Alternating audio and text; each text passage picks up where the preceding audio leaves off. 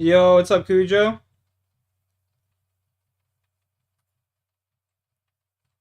52 sailing last night, buddy. I got 52 sailing.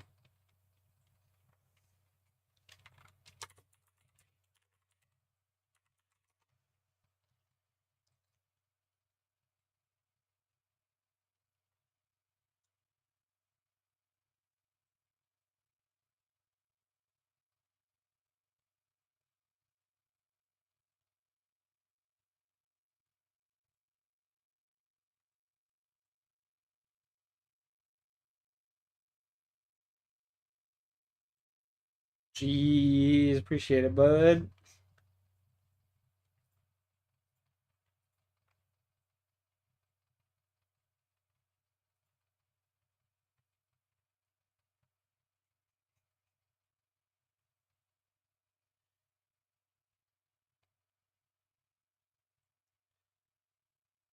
Killing bandos. You got chest plate coming in.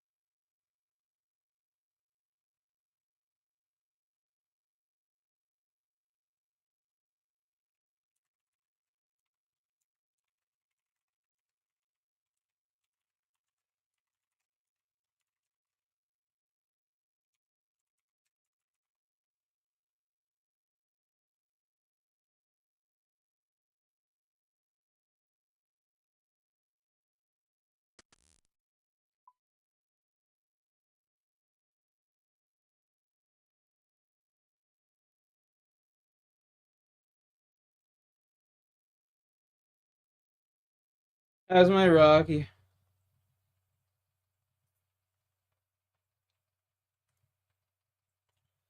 Okay, I just want to get sailing to level 70, and then I'm going back to all my other shit that I was doing before.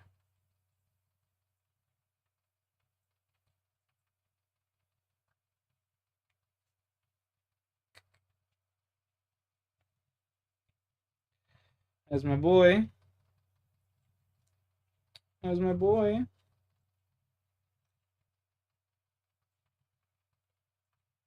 How's my Rocky, baby?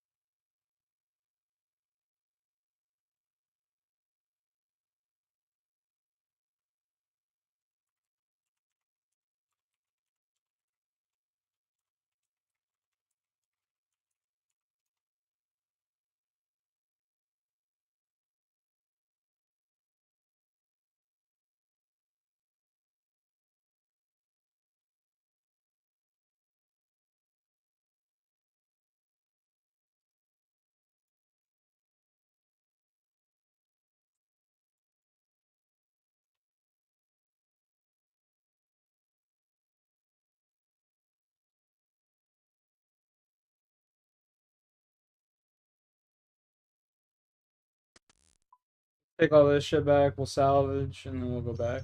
That's empty out my fucking storage.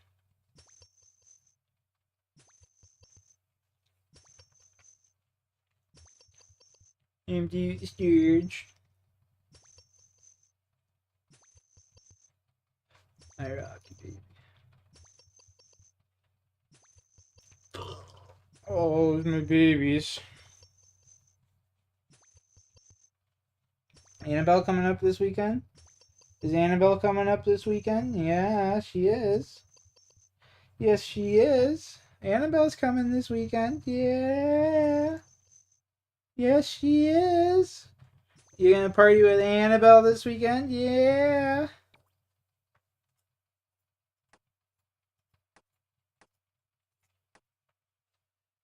Yeah, you gonna party with Annabelle this weekend? Yeah. Oh, that was my boy.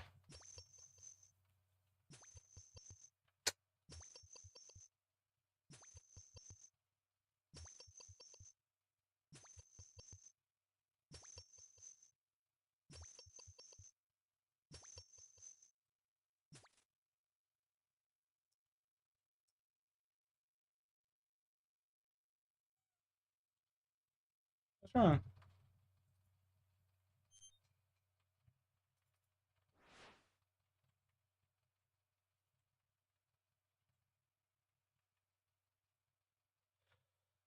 What's wrong, Rocky? What's wrong, baby? What's wrong, babies? Huh?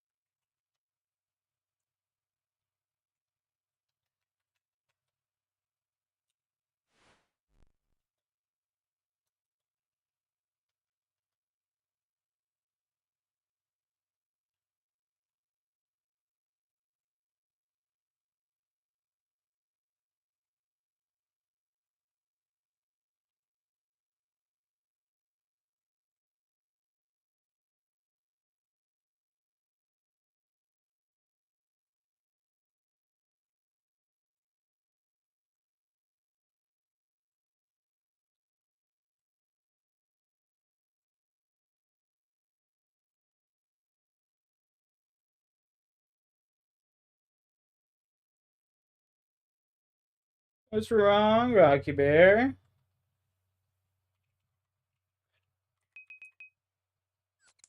What's wrong, Rocky Bear?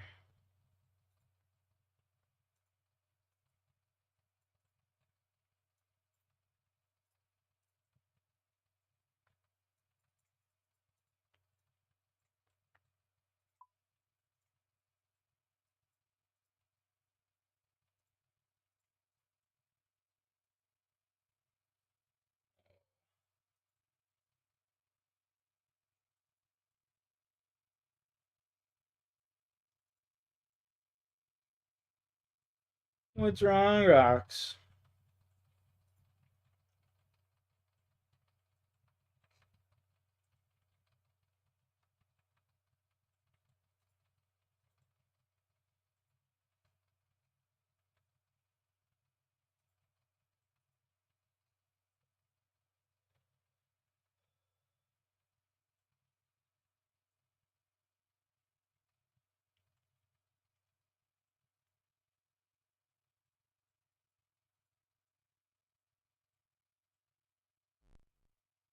What's wrong, Rocky?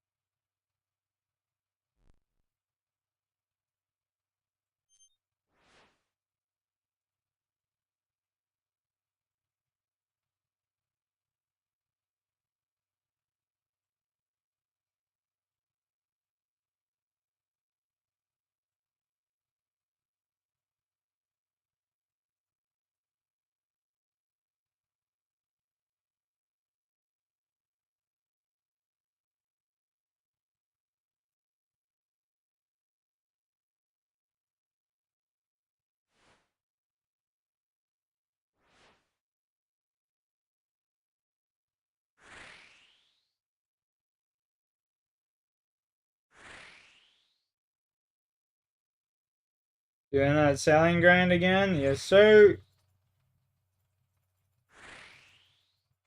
Actually, you know what? I'm kind of over this shit for right now. Low key. I'm gonna go do some Slayer.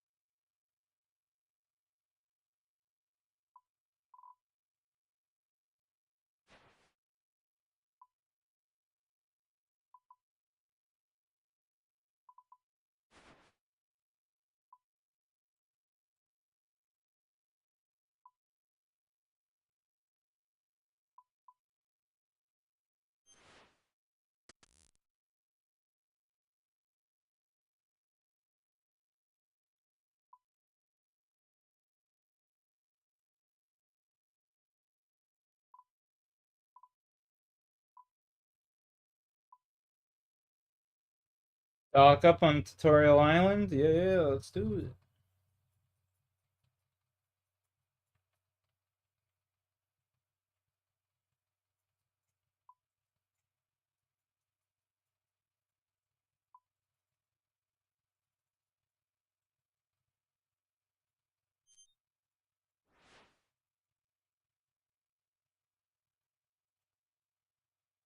I want to go. I'd be able to unlock the new boss, the Griffin boss. We got the level we needed for sailing, so let's just fucking focus on doing that so I can get my rapier and get ready for raids. Stop overcomplicating shit.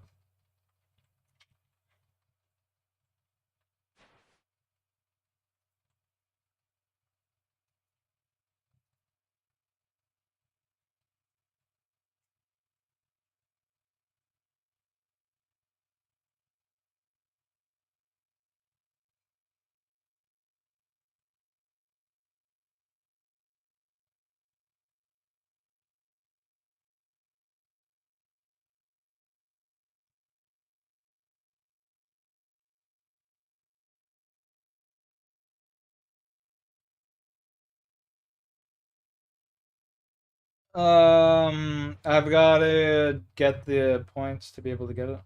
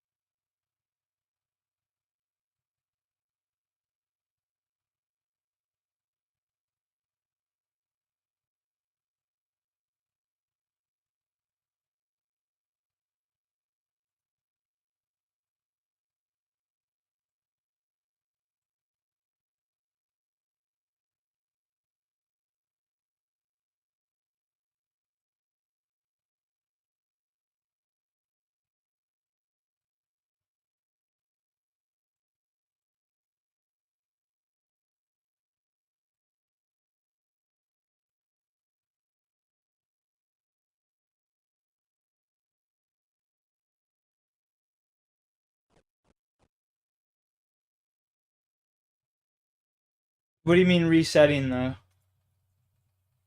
Mike, what do you mean resetting? How do I have the. What do you mean? Just keep canceling tasks? Is that what you mean?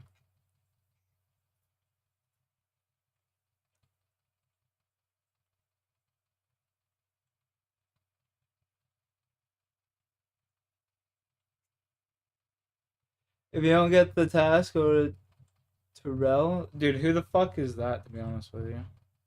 I don't even know who that is. Terrell.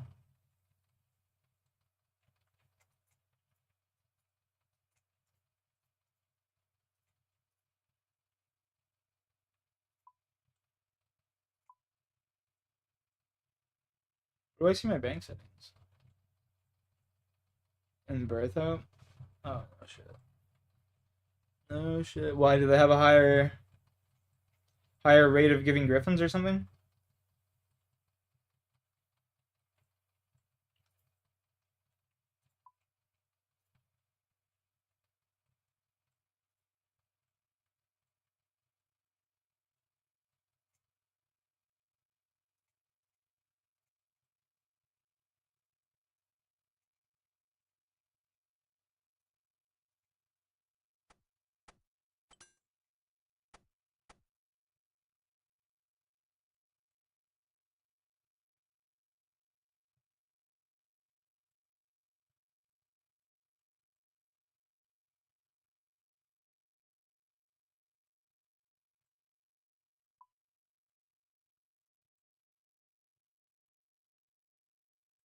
Okay, I'm sorry, Mike. I'm a little stupid. So just to be 100% clear, I'm gonna go kill the Bloodvelds, right? I'm gonna go kill the Bloodvelds because I actually enjoy the Bloodveld task and I need the blood runes. But let's say I didn't want to do the Bloodveld task, I would just run over here, talk to this motherfucker, and then just get a task assigned to me, and it would cancel the task. And then I just click assignment, and they just okay. Yo, dude, what the fuck? I never knew that. Yo, huge props to you, dude. That's crazy. But it will reset your streak. Ooh. Good comms. Ooh. Ooh. Good comms. I don't know if I want to do that. I like the streak. I like keeping the streak alive, you know? I'm a streaker.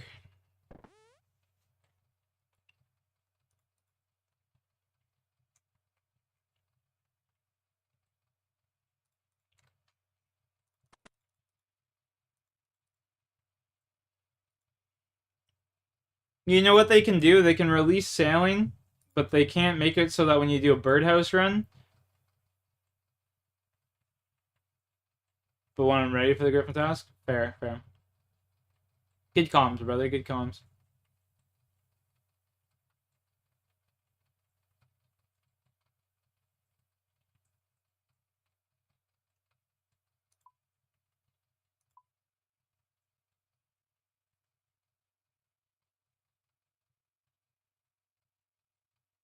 Okay. I don't even know what task I'm on right now. Bank tutorial button. We can get rid of that. Deposit inventory button.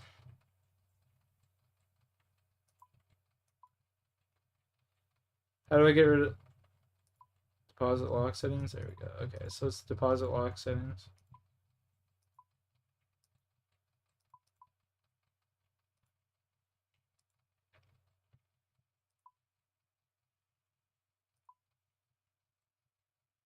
Slayer plugin. What? Could I check with my helm? My streak is on 40 right now.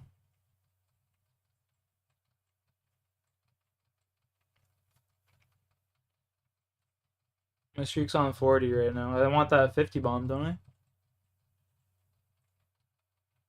Yeah, I want to kill the Bloodvelds, though. I want to kill the Bloodvelds.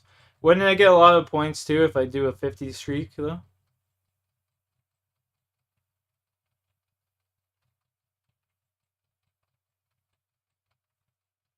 So, go to 50 to be safe. Yeah, I'm going to go to 50 anyway, because, like, I want to do the Bloodveld task, right? And I need Slayer points. I need 80 Slayer points for, to be able to unlock the Griffins anyway, so...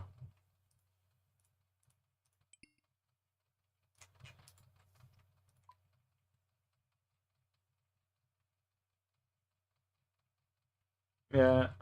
Just 80 points. 80 points, that's it. Briner? Oh, dude, that's fucking terrible. I feel for you.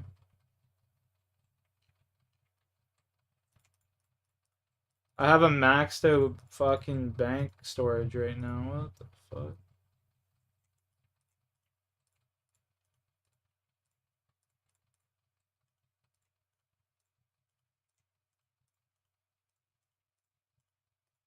We need to start.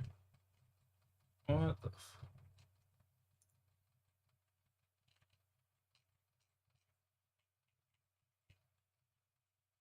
What the fuck, dude?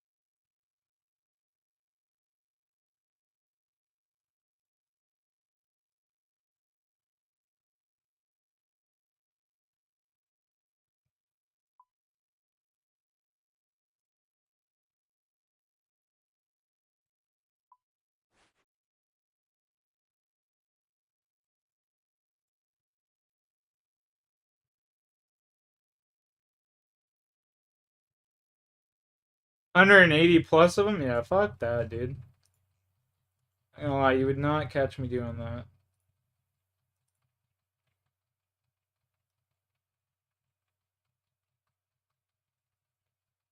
You would not see me doing that, buddy. Ain't gonna lie.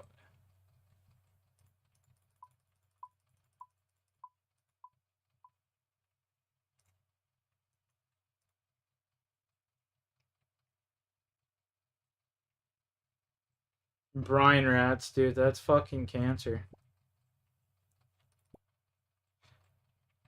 One thing I can actually say I've been lucky enough on this account is I've had some really good Slayer tasks early on, which is surprising, but definitely welcoming.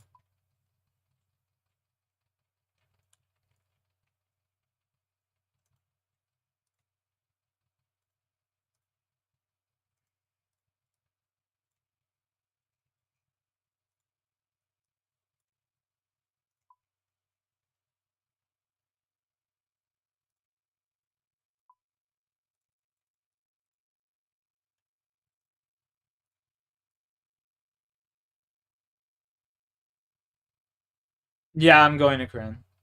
I'm going to Kren for sure. I like being able to get those totem pieces. I want to be able to get my Scotizo pet back again.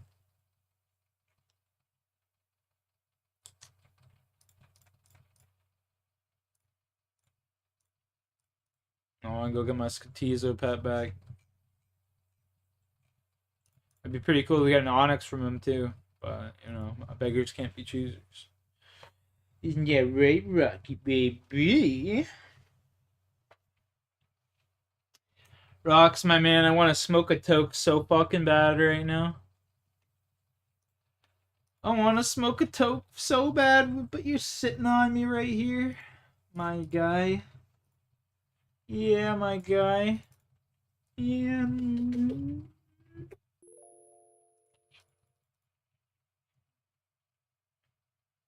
Bam, bam, bam, bam, bam.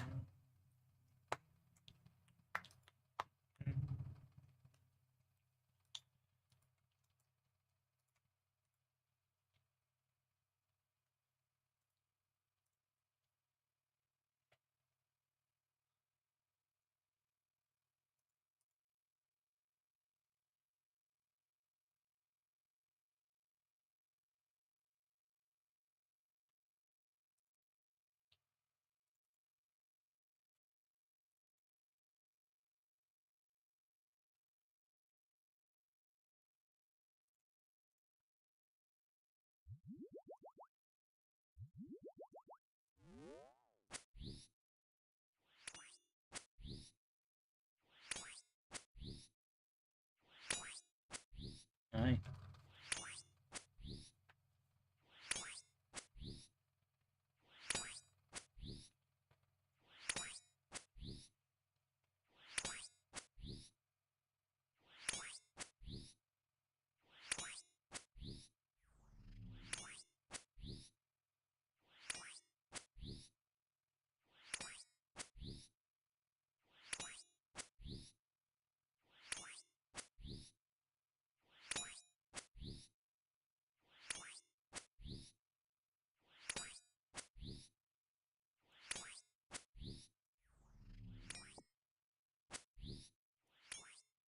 Of course, my dumbass brings 16,000 fucking fire runes.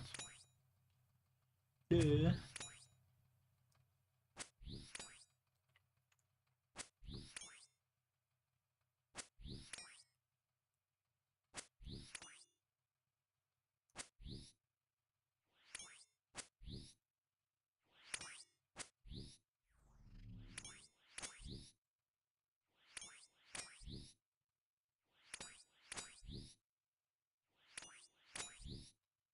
Sick, dude.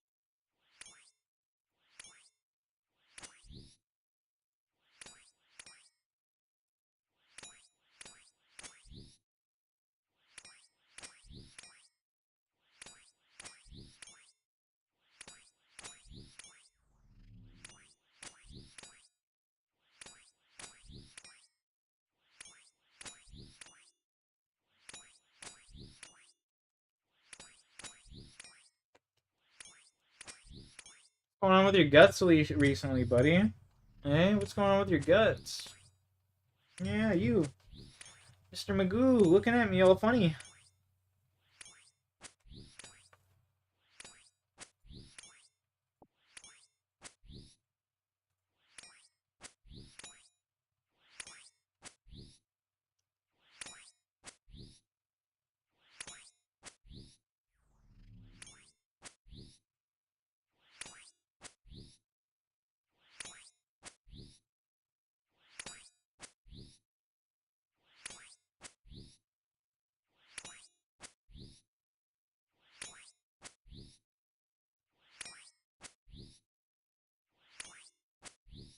Alright.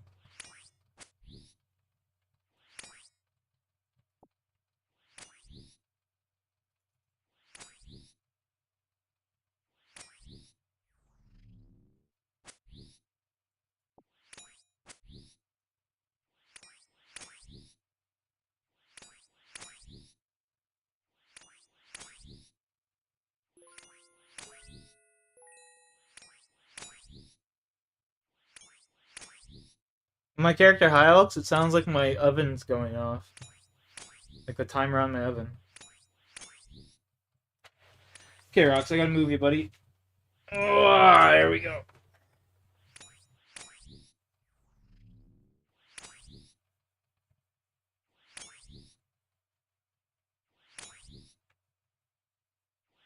That was my boy.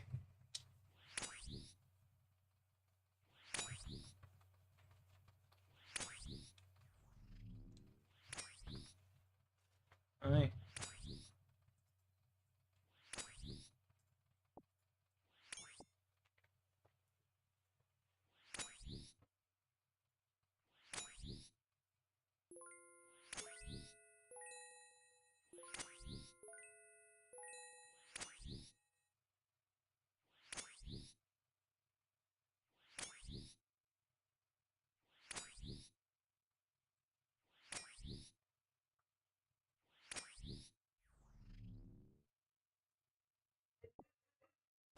Going on. Chilling.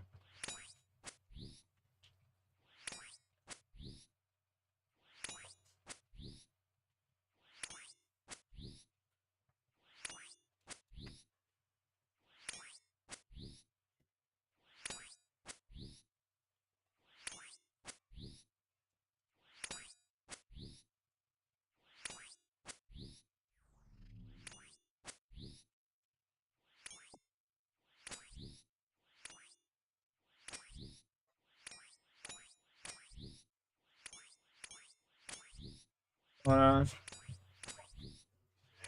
Chilling.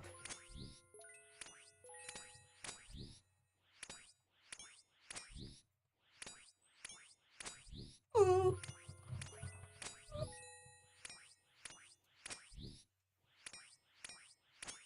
Oh.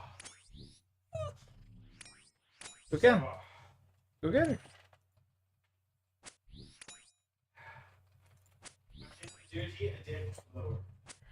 Nice. Oh, relax. Oh, relax, Rocky. Oh, hello. Oh, hello.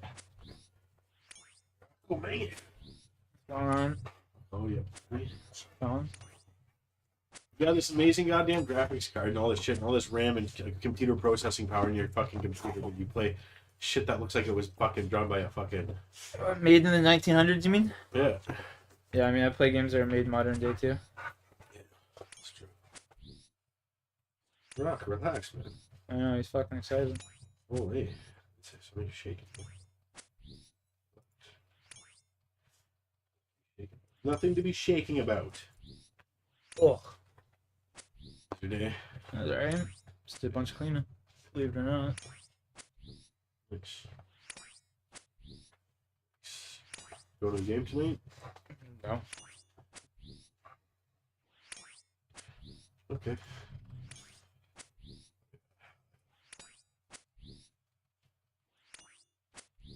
K-Rock. What have you been saying? Not much, buddy. Did you flip your fucking keyboard keys around? Your fucking... These ones? Yeah. Yeah. That's custom. Yeah, they just feel better. Yeah, that's cool. It's pretty neat. Yeah, I mean, like, just like, you know, that how that sits on your fingers, it just like... Yeah, no, I totally get it. Hey! That little bit of contrast, too, between the fucking one and the middle key, right? Yeah, I gotta like... fucking clean my keyboard so bad. Yeah? You got compressed air? No, I don't. I got, like, fucking... I'm pretty sure I got a little can with about half left at home. I'm just gonna take off all of those and just get a fucking Q-tip with rubbing alcohol. Oh, right. And just rub right in between all of them. Yeah, that'll do it, too. Get all that dead fucking skin and jerk off grease out of there. Oh, yeah. Plenty of fucking grease. Plenty of jerking off grease. Oh, yeah. Get those fucking dead children out of there. All my skeletons in the closet. More like kids on my keyboard. Dad's too fucking retarded to be able to wash the floor. Yeah. So that's to answer your question. Fucking Mirth, I gotta get you to wash the floor for me. Fucking can't do it with solar. Just what Mom wanted to do after working all day. Yeah. Go fucking mop your fucking floor. Oh, fucking my back and my fucking leg from walking around the house, man. Holy fuck. Forget about Mom standing there for fucking 8 to 10 hours, fucking. Bending over, fucking bending at awkward angles and shit. Yeah, pumping product out all day. Fuck my back, man. I was sitting there talking to Paul and fucking threw the thing out. Yeah. Holy fuck. There's TikTok. There's TikTok I was watching. Coming to the game tonight, or was that? Like, fuck. Yeah. Oh, I just want to know if you're coming to the game, but I told you not to call me when I'm working. Yeah, I mean, he asked you a few days ago and you said yes anyway, so. I know, but I said yes a couple days ago, but why couldn't call and confirm today? That's exactly what I was saying. Yeah. Like, it just doesn't make sense. It's like... Yeah, that's what I was saying. Like, he called fucking... He didn't even call you. You were up at the house for fuck's sakes. Oh, that's what he asked me. That's what I'm saying. You were up at the house, so it's just like literally 2 days ago. Or was it Yeah. yesterday even? It was it was not yesterday, 2 days ago. Oh, show. How's that tree looking? What are you smoking on? Just crumbs here, black tuna. Yeah? Not so black anymore. Weird. Do you want me to go grab you some fresh right now? Fuck, sure, if you want. Yeah? Yeah. You're gonna be a nice fat bag of some lemon. Well, that's up to you. I'll do that, but can I grab a rip? I'm streaming right now. Yeah, I wanted to go fucking take a rip of your car. If you could fucking give me your keys. Take her for a rip? Yeah, keys are over in my dresser there. Yeah. I just don't have much gas, that's all. Yeah. Okay, I'll be right back. Did you see it? Yeah. I'll be right back. Okay. What?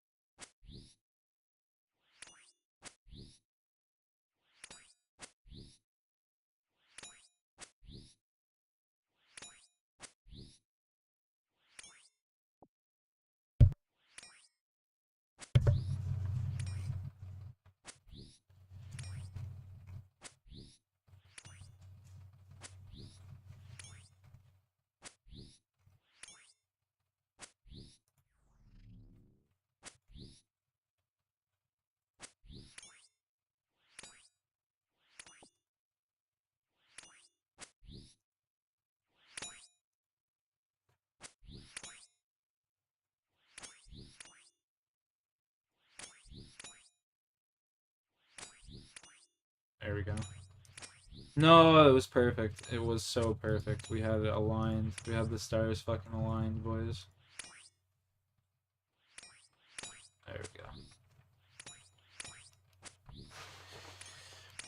go. There we go, gentlemen. Fucking homie's gone. Jesus Christ. fucking loudmouth motherfucker, man. You get me in trouble.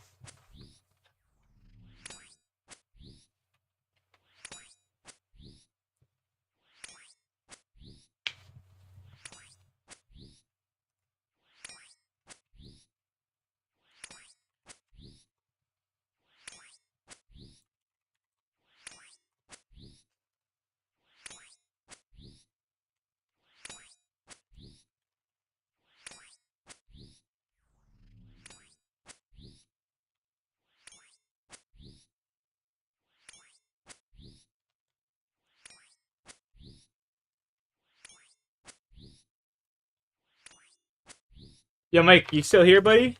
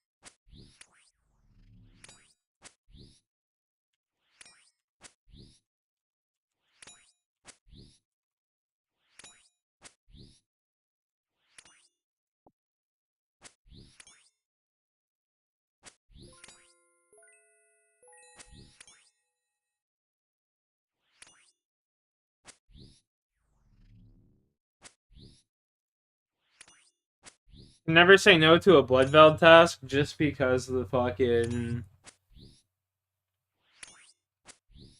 the blood runes, man.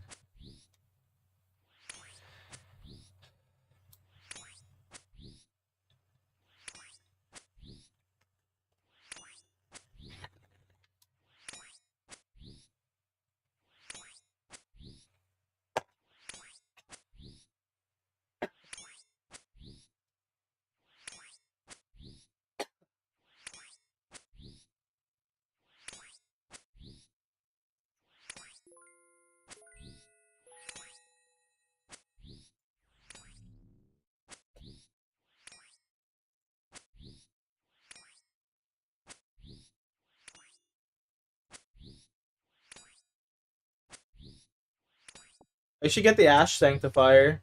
Come on up, bud. Get that free prayer XP.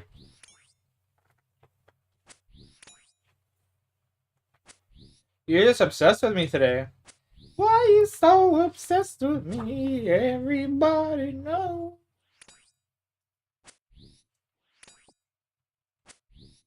Okay.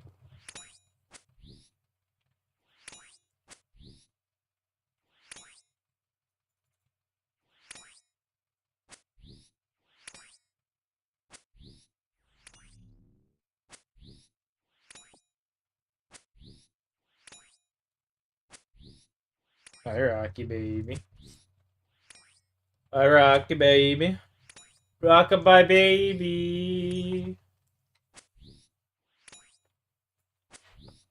Rocky bye baby.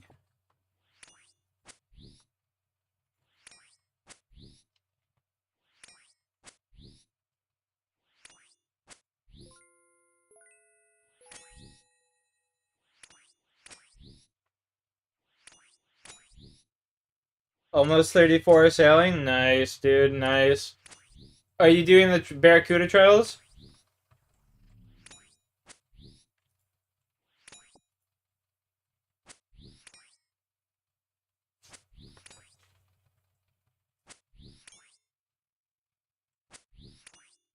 And wait till you upgrade the Teak? Bro, honestly, you should fucking say fuck the upgrades and just go do them because you get faster, way faster XP. Like, yeah. The first trial is super easy. The second trial you might get stuck on, but like, it gives you 650 XP every time you do it. And it takes like 2 minutes.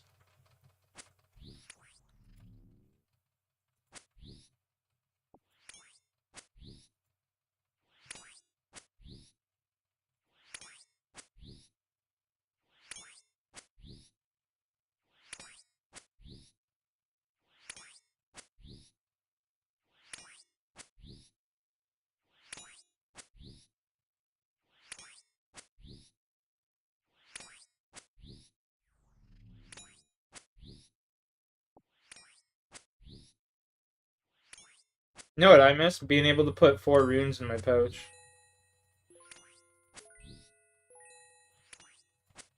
One TOA.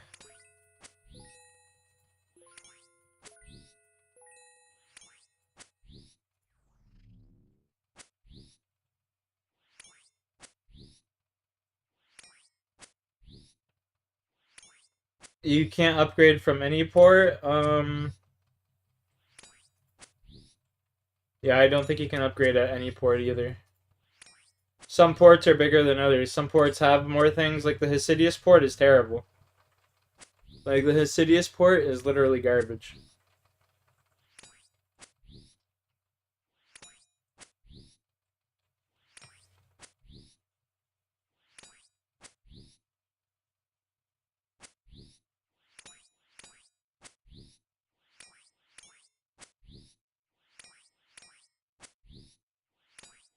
I need to get my defense to like 85 or like 90, sorry. And then my magic to 90 and my ranged to 90. Those are next coming goals. And Slayer tasks, obviously. Slayer, Slayer, Slayer. Right. When I'm playing RuneScape, Apex later and shit.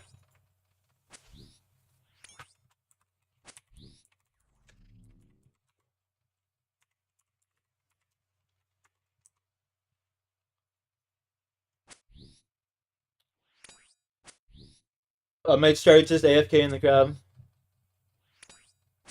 You can upgrade at Pandemonium.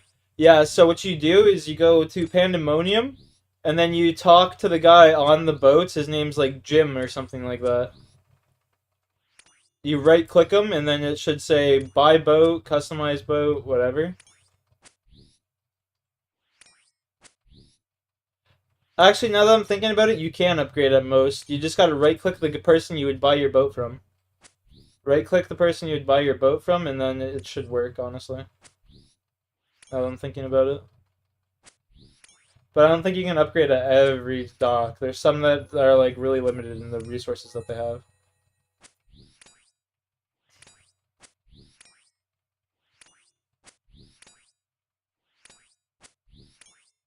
You just gotta right click on the person you'd buy the boat from, and then it should say customize boat.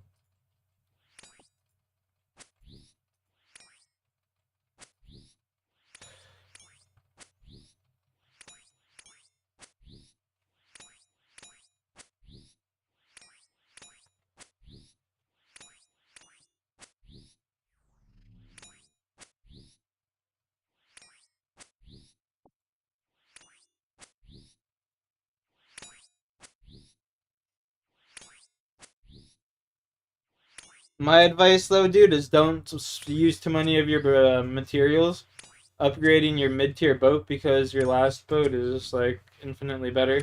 What I plan on doing, oh, thank you, you're the man. What I plan on doing though, real quick, is I'm gonna have my middle boat as like a salvaging boat, and then my bigger boat I'll have as like a fishing fucking trawling boat. Holy shit, this smells insane, eh? What the fuck? That's crazy. Yeah, that's got that lemon candy drop shit. Yeah, that's fucking nuts. Yeah. Holy shit, that's crazy. Once it's actually cured, it's like, holy fuck. Yeah, that's actually nuts. Yeah. Oh damn. Yeah. Tons of just chunk buds like that. Just like Yeah, fatties, eh? and it's not even fully matured. Like I could have let that go another 2 or 3 weeks, but it was just that little bit of rot that I was getting here and there. I didn't want to risk it because those buds were getting so fat. Yeah, yeah. So Yeah, it definitely could have gone a little bit longer, eh? yeah, a little bit, but you know what? Fucking nice though. It is phenomenal. Jesus. That smells crazy. Yeah. The fuck? Even if the buds aren't that great to smoke, I don't know because I don't know anybody that's smoked them yet. Well, didn't you get Joel a bunch? Well, yeah, but Joel, fucking, yeah. But fucking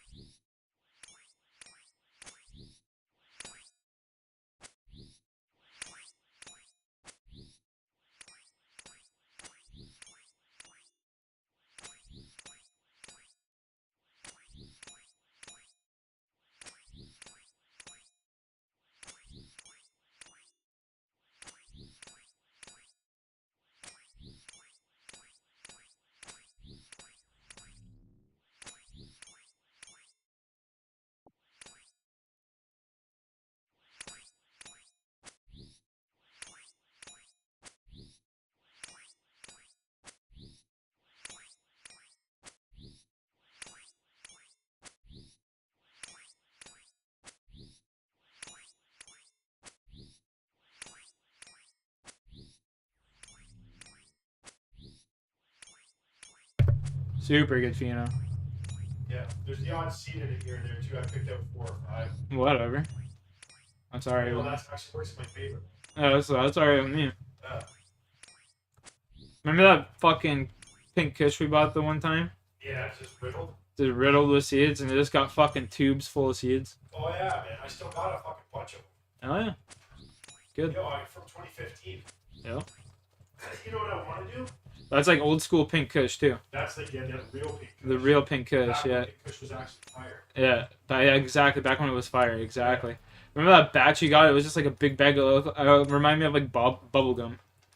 Oh, just the chunks? Yeah, just like the huge chunks of weed. Like we brought it up north for 1 year. Yeah, yeah. We were smoking it. Dave's like, "Wow, that shit's way too fucking strong, man." Yeah. That shit was nuts. For sure. Fucking I was gonna say. Oh, but crossing like that lemon with like a pineapple express or something, like a proper pineapple express, or just something. That'd be so insane. Yeah. That'd be just straight terped right up, but like, yeah. It'd be like a, what do they call them, dessert strain. Oh, it would be 100%. That's exactly what that would be. Straight dessert strain. Oh, yeah. Yeah. Right. Rocky, my guy, you panic too much, dude. You're fucking sitting here looking me out of panic and shit. Like, just Yeah, relax. fucking took that big token he's standing there, you put it down there, he's probably, ooh. Dude, he's been in here and I've had this room so fucking hotbox, you could like cut the air and he's like a little puppy. That's hilarious. He's like walking sideways. Oh, that's why he's got the funny eye. Yeah. Jesus Christ. Oh my god. Yeah. Do you remember what time the game started out when you went at all, by chance? We left. It started at 7. Oh, okay. It's like 7 to 10. Alright. 7 to 10. Hi. Easy there, Ozzy.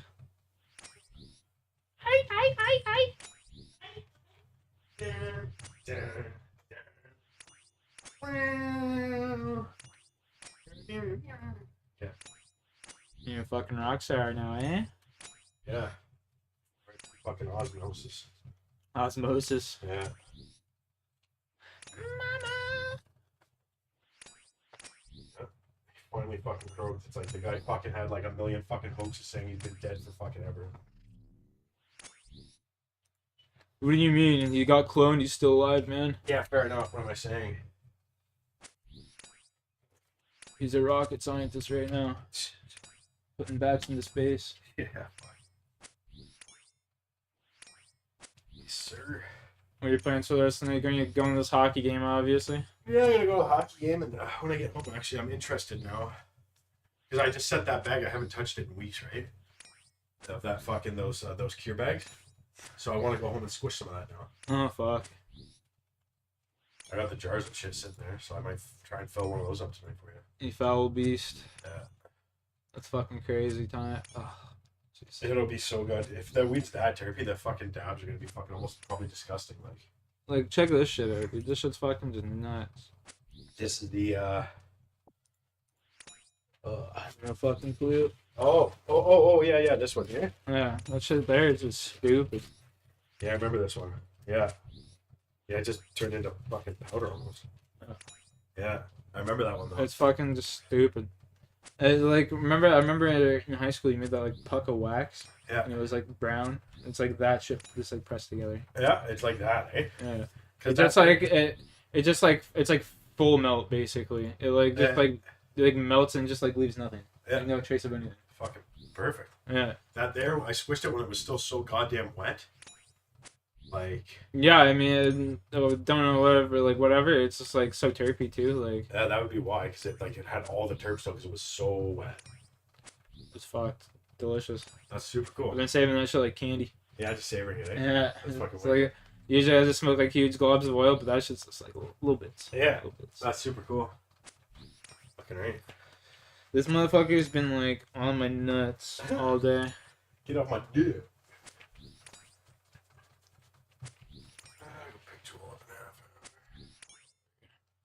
And I got some pass downstairs I gotta cook up. I got some Costco sausages and I've just been using that Yeah, cutting them open and. yeah, just using them for pasta, man. So good. Right. Get it later. No, I don't. I lit that fucking toke with my laser vision. Easy there, fucking.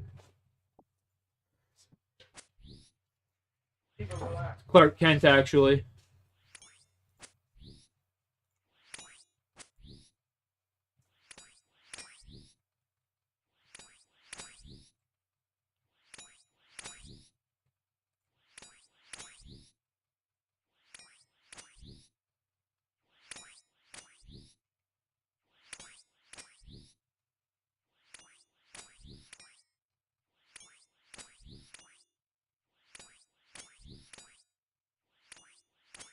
Dog, yo. You fucking cunt. Yo, what the fuck are you... What the fuck are you doing?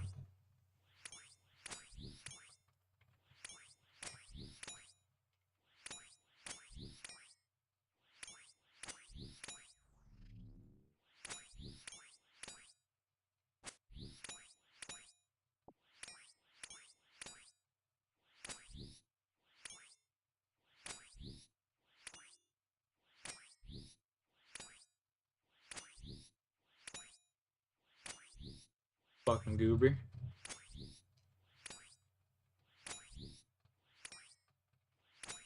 Finish killing the one you started killing, you goober.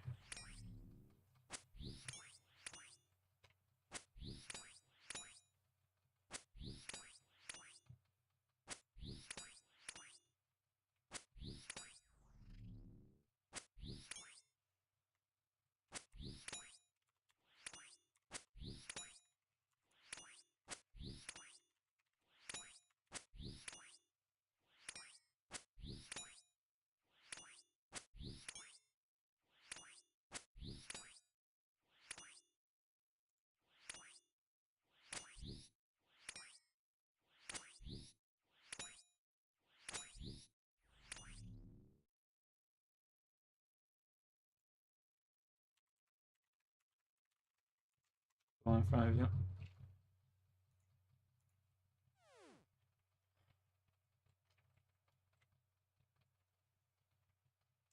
Okay.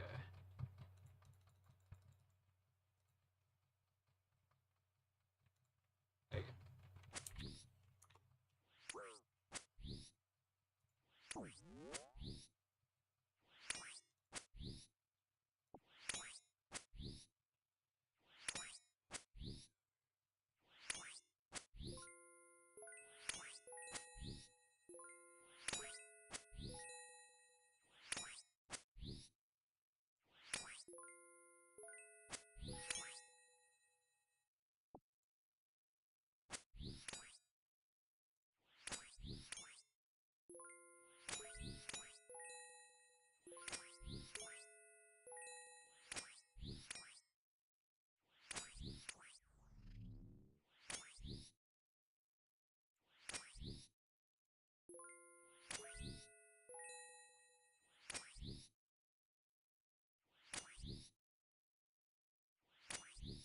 This fucking guy, dude.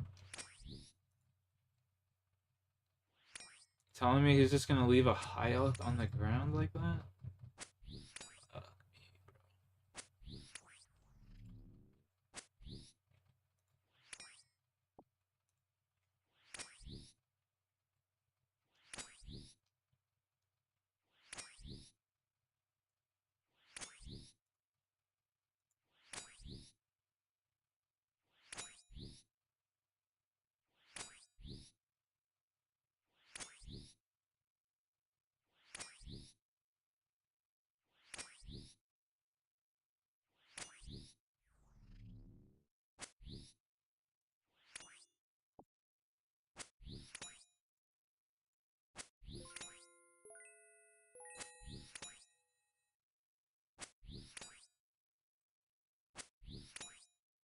Almost done this task. We're getting a decent amount of XP here.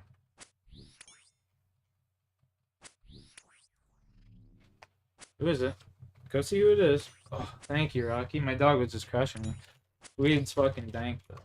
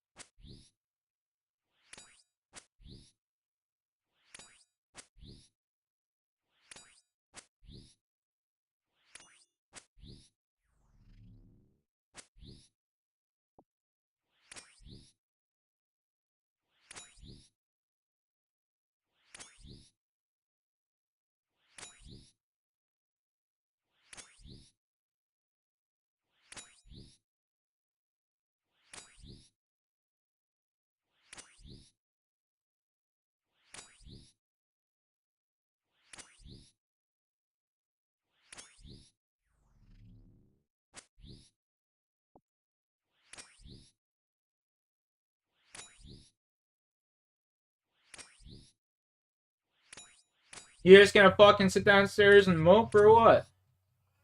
So you're just gonna sit down there and mope or what? What the fuck are you doing? Duh.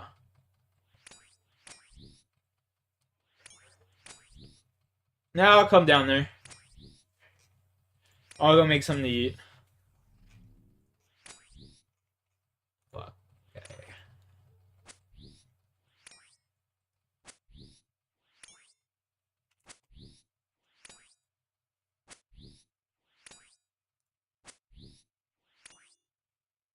We need to kill 50 more. These fucking goobers.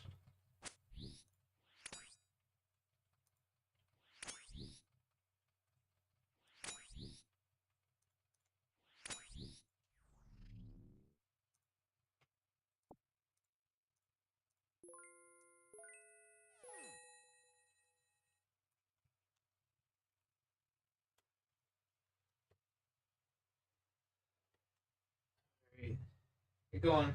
Come on, buddy.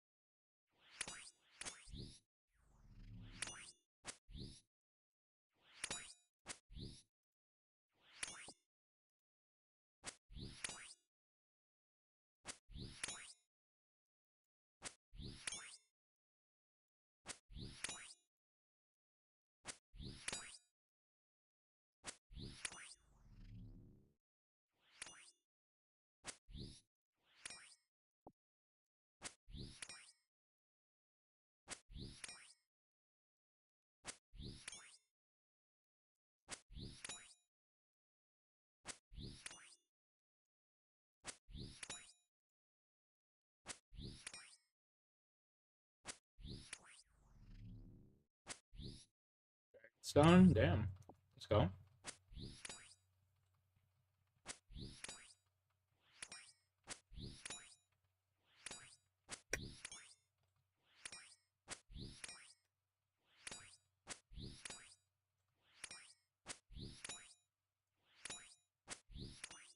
Using up all my RNG on meaningless drops like that.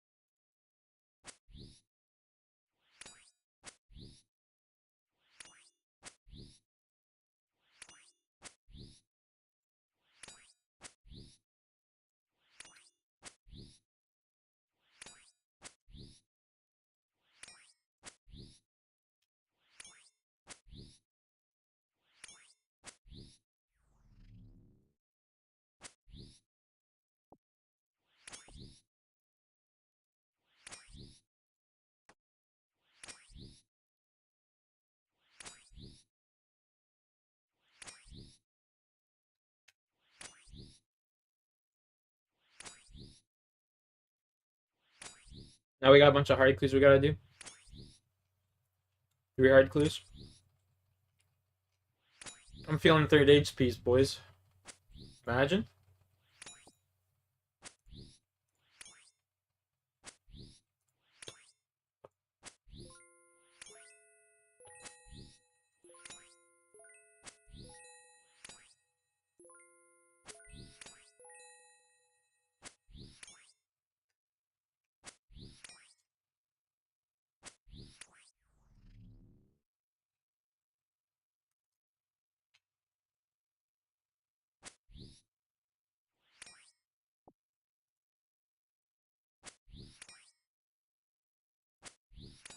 Got you, I got you. Just give me a sec here.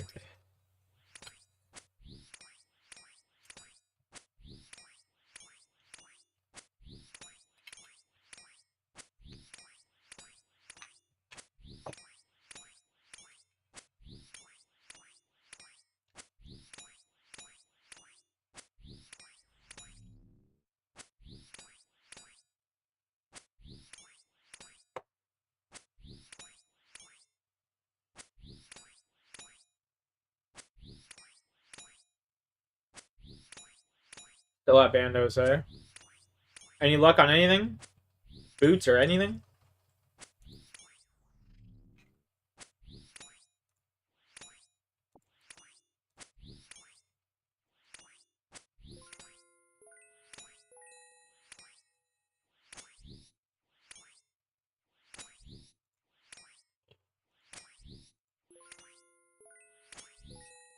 Dude, I should come to the blood velds more often. They give so many death ray blood runes, it's insane.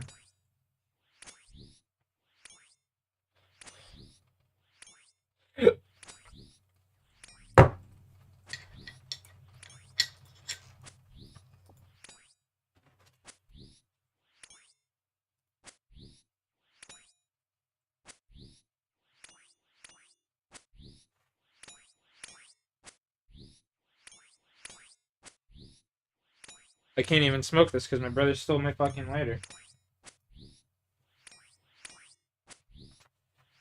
Can't even smoke this toke.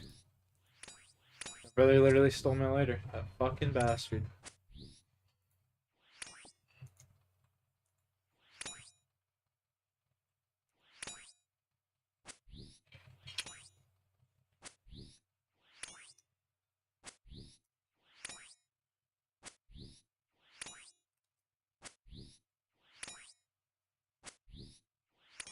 Yeah, fucking frick, man.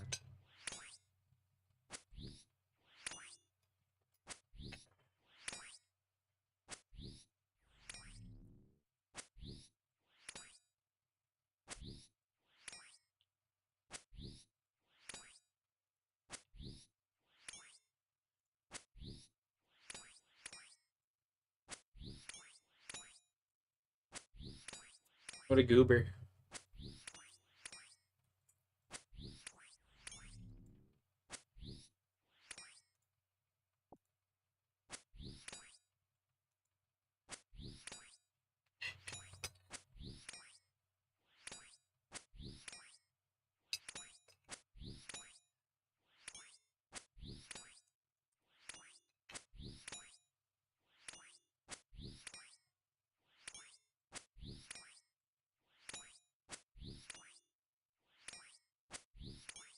Gandalf's Big Naturals.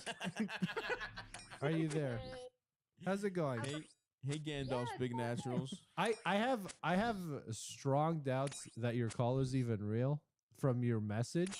Dude. But Oh my god, man. But you know, your username really gets you through here. So let's hear what you got and let's see. Oh yeah, for sure. So I'm just gonna go ahead and read my initial question as it was in the chat. Wow, Obviously, there is, I mean, there's so much. But whatever you guys have questions on, yeah, we can dig into it after we get it established. So you and Elders is, by the way, is so stupid. He's let so many clearly fake calls through in the past.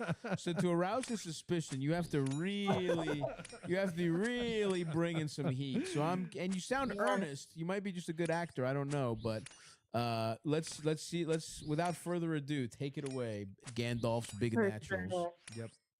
Yeah, so many people that I've talked to have been like, "Are you real?" And oh my God, you guys, I wish that I was not. But here we are. We persist. So, No zombies. earlier this Not right year, now. on May 2nd, my mom was murdered by her husband while they were traveling in Jesus Albania. Christ. They had only been there for like I'm 2.5 sorry. weeks. I'm really Go sorry ahead. for laughing when I heard No, dude. Albania.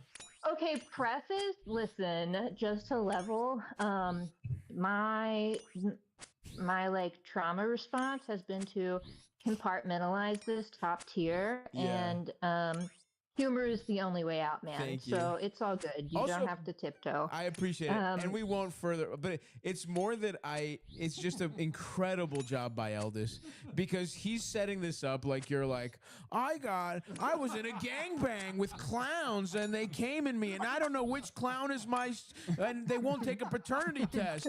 And then the first thing you say is my mother was murdered. I'm like, how about a fucking heads up, Eldis, that's what we're dealing with, you fucking piece of shit. I don't want to give any spoilers. I want you to receive these cold. I guess like saying that I think it could be fake is kind of a spoiler, but anyway, sorry. Hey, we're here. We're digging in. So in Albania, okay, sorry, they're traveling in Albania. Yes, in Albania. Where it is legal to kill your wife. Oh, go ahead. Well, I was just gonna say, dude, he picked the right country. Dude, my aunt was like so certain. She was like, he's gonna get life, and I was like, I don't know, dude. Anyway. So, okay, so on May 2nd, he murdered her. Jesus Christ. And yeah, not great. Kind of Albanian not something I CSI would was recommend there. doing. Albanian CSI was there. We are going to lick the finger. We are going to taste the fingerprints, and if the fingerprints taste the same, we will do it. We will they're completely ruining the fucking. What kind of blood is this? The embassy had me email like 3 or 4 different people at the prosecutor's office, and not a single one of them responded to me. Jesus So, Christ. They're not on their A game. Yeah. Yeah. Okay, so that happened. Yes. So, fun fact: maybe I can look at the embassy. if you are the beneficiary or next of kin of the person you murder, you do initially inherit all of their assets because you've not yet been deemed officially guilty of their murder in a court. Oh my God.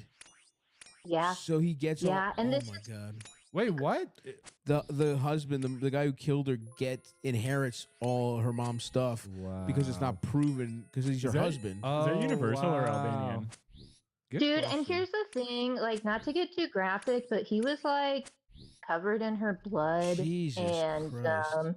they said why did you do it? And he was still drunk, which I was really worried he was going to be able to say altered state or whatever. But he was she was yelling at me, and I was probably yelling at you to let her get out of the house. Jesus So anyway, Christ. in the articles they're he had weak motives, and I was okay, well, at least we're all on board for that. Yeah. Yeah. What the fuck? Okay. So Anyway, what's going on how now? high are you guys? We're a little high, yeah. I mean, we are high, which is another hilarious move by Eldis to drop this at the end. Because literally the conversation before was should we stop or do one more? And this is the fun one Eldis told us to go out on. Well, so I had you in the live room for so long, so I just want to make sure we got to you tonight. anyway, Yes, we're good enough to handle. We're sharp. Our wits are about us. Don't worry, Gandalf's Big Naturals. I'm stone sober. I'll help crack this case. Don't worry, Gandalf's Big Naturals. We will get to the bottom of your mother's recent murder. Listen, I feel so satisfied that the OG Albanian is the captain of this ship. So it's all good. Yeah, you're in as competent hands as we're at that Albanian embassy right now. It's good insight, actually, from that Real. perspective. Oh, the email chain. Man, The guy in the middle email is chain so brutal. uncomfortable. Okay, so did I have nothing? If they have a will, they didn't let me know where it was. My mom had retired 6 weeks before she died, so she had just cashed out her entire Oh my retirement god. fund. Because here's the thing, like, they had sold all of their property. They were technically US citizens, but their plan was to go to Albania and then do this fun little triangle where you do Albania, Turkey, Greece in like 3-month rotations, because you just have to file some paperwork. But if you're an American citizen, you automatically qualify for Albanian citizenship if you just fill out the right shit. They love us for some reason. I mean, That's Jesus, fucking isn't Eric Adams hilarious. over there right now or something? What a nightmare. Oh my Um, god. Interesting. So their yeah, plan was to retire in Albania. yeah. Just to Albania, Turkey, Greece. Because if you're out of the country, I think for 90 days, then when you return, your visa has reset for a whole other year. So Mm, anyway, if interesting. anybody wants to move to Albania, it seems like it's kind of tight. If Yeah. you don't get Well, murdered. I don't know. So Seems like it could go wrong. there's right. She had just Hey, an cashed Albanian out didn't her kill her. entire retirement 401k. And anyway, so they were planning on traveling Europe and like buying a house without working and living there until the day they died. So it's Damn, not like okay. chump change. And Right, I right. make 40 before taxes and I live in the Midwest. Like, it's not looking up. Yeah. I don't have like the money for legal help. Of course. Um, Damn.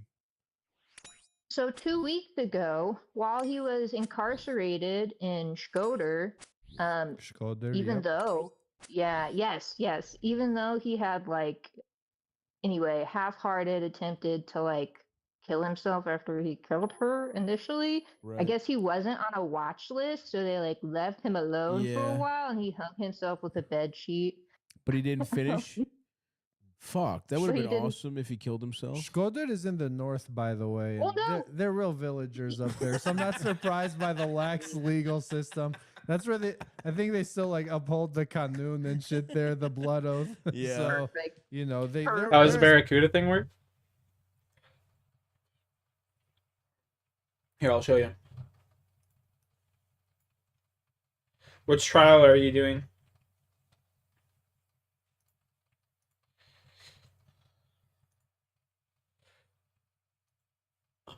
The easiest one. All right.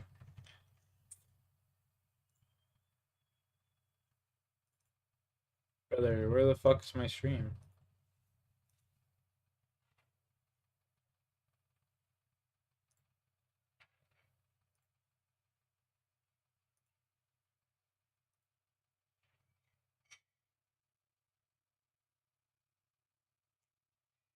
Coordinates not available. Okay, well. You know what? I'll just show you. How's that sound?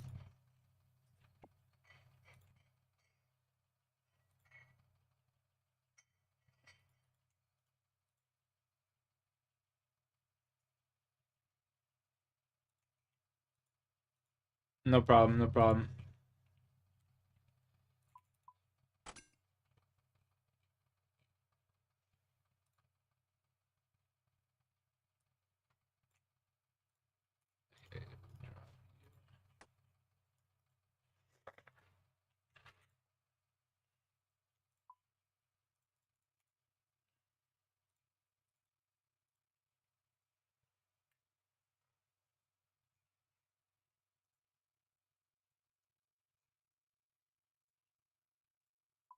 Actually, isn't there like a close report?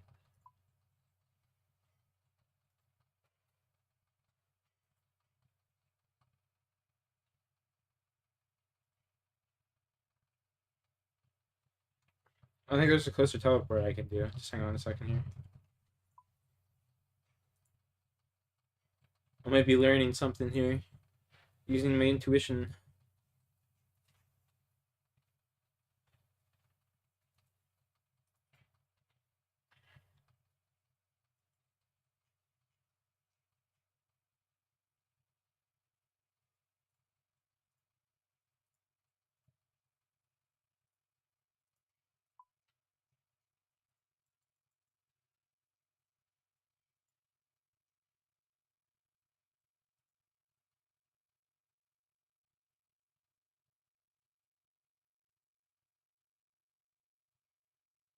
Okay.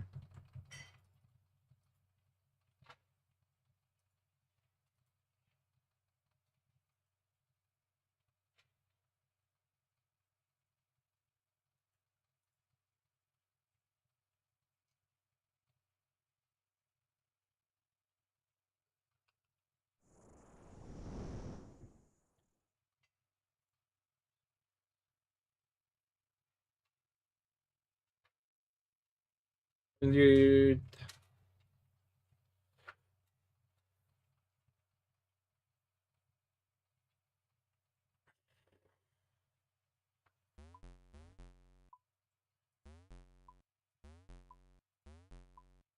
Brother. I actually have to go over there? Are you fucking kidding me? I know what I'm doing. We'll do this.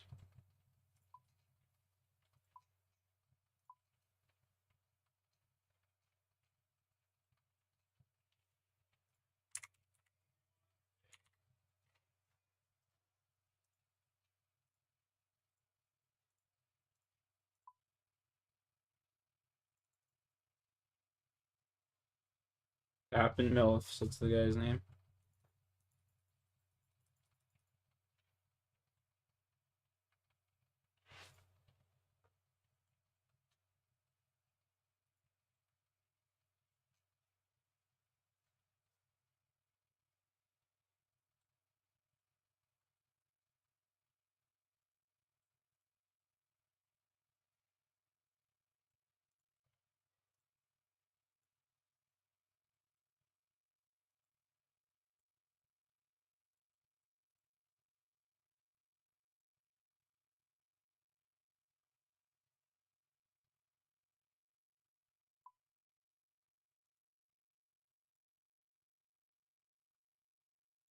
Rocky, stop.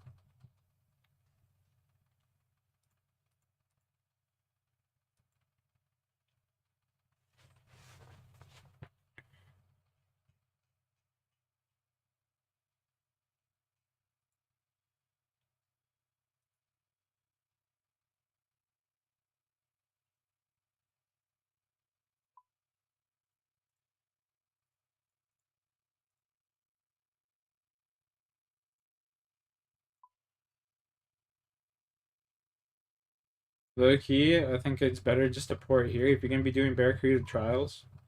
I just thought of something. If I'm doing salvage and shit, the bank is so much. It's closer to that. Actually, never mind. Never mind.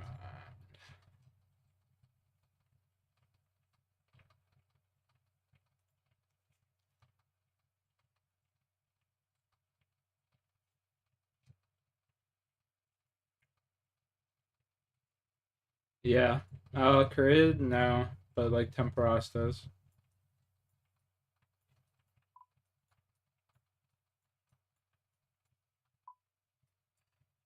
Temporos does.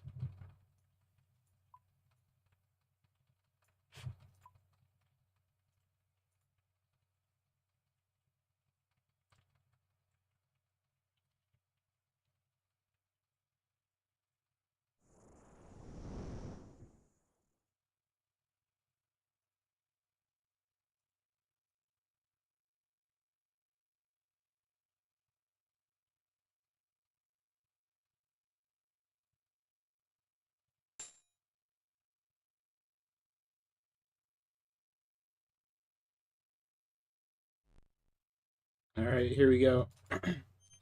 Show you how to do this shit real quick.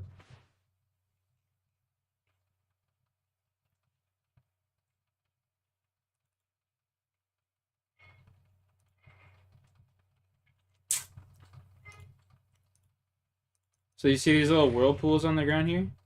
These gentle rapids? You want to hit these gentle rapids because they give you a boost of speed. They give you a boost of speed, so you want to hit these.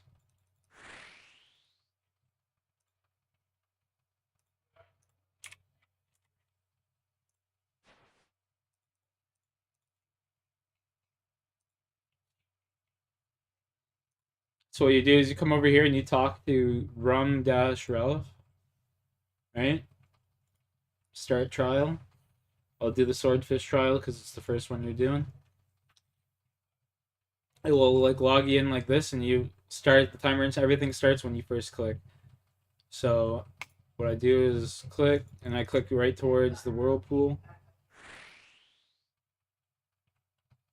and then you just essentially ride the whirlpools, and you see these little crates.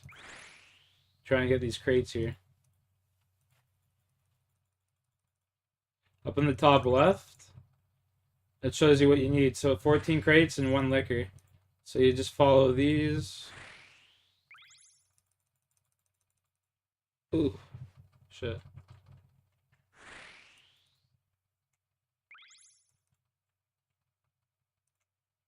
Don't forget to trim the sails. Hit the whirlpools.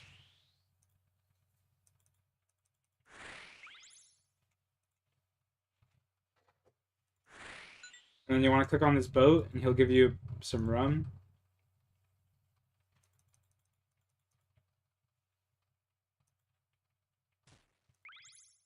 Watch out for the fucking clouds. They'll damage your boat and slow you down. Oop. And then just hit as many of these whirlpools as you can.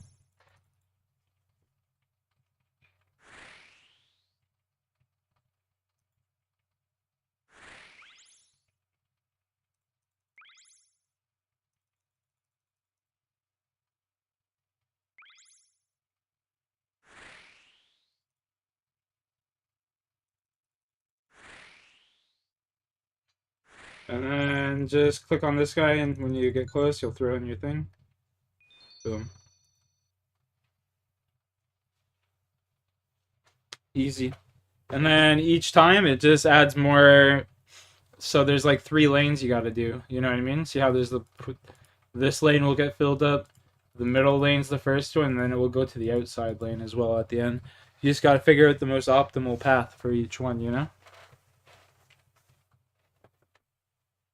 I'll be right back.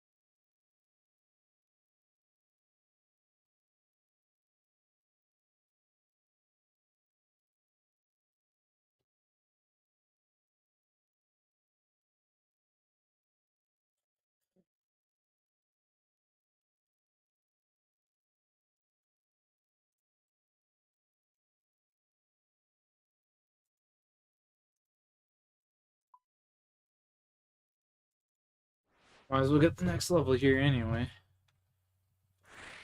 Closest balls.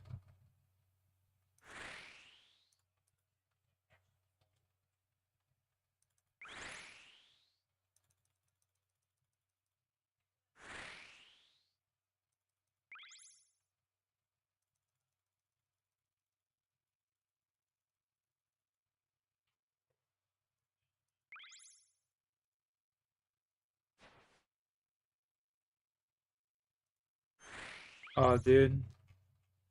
I'm getting out of this shit. I fucking really don't like sailing, to be honest with you. If you want to reset your trial, up in the top left. We'll do that.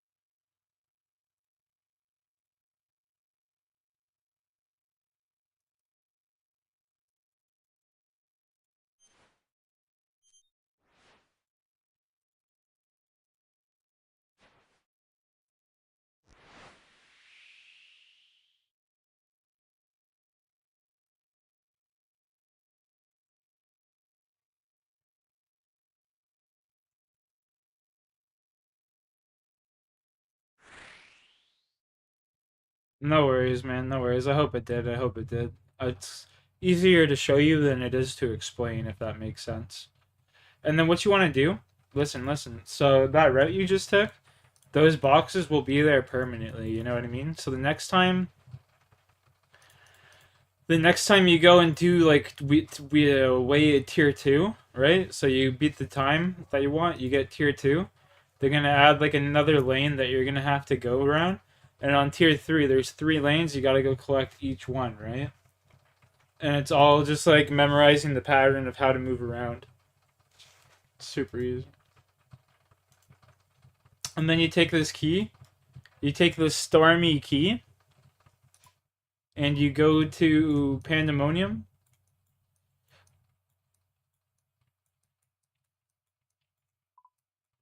You go over here to Pandemonium. And you go into the cave. And there's like a chest right here. Like right here. And you open it and it gives you a bunch of free shit.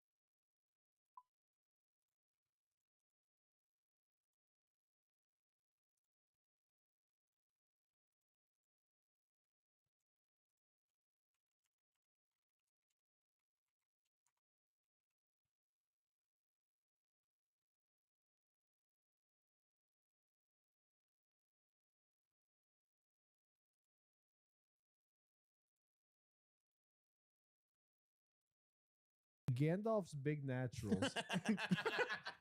Albanian. Good Dude, question. and here's the thing, like, not to get too graphic, but he was like Sober. I'll help crack this case. Don't worry, Gandalf. Gandalf's big naturals. We will get to the bottom of your mother's recent murder. Listen, I feel so mind this case. satisfied that the OG Albanian is the captain of this ship. So it's all good. Yeah, you're in as competent hands as we're at that Albanian embassy right now. It's good insight, actually, from that Real. perspective. Oh, the email chain, man, the email chain is brutal. Okay, so did I have nothing? If they have a will, they didn't let me know where it was. Oh, it's just a guy My standing mom on it. had Cool.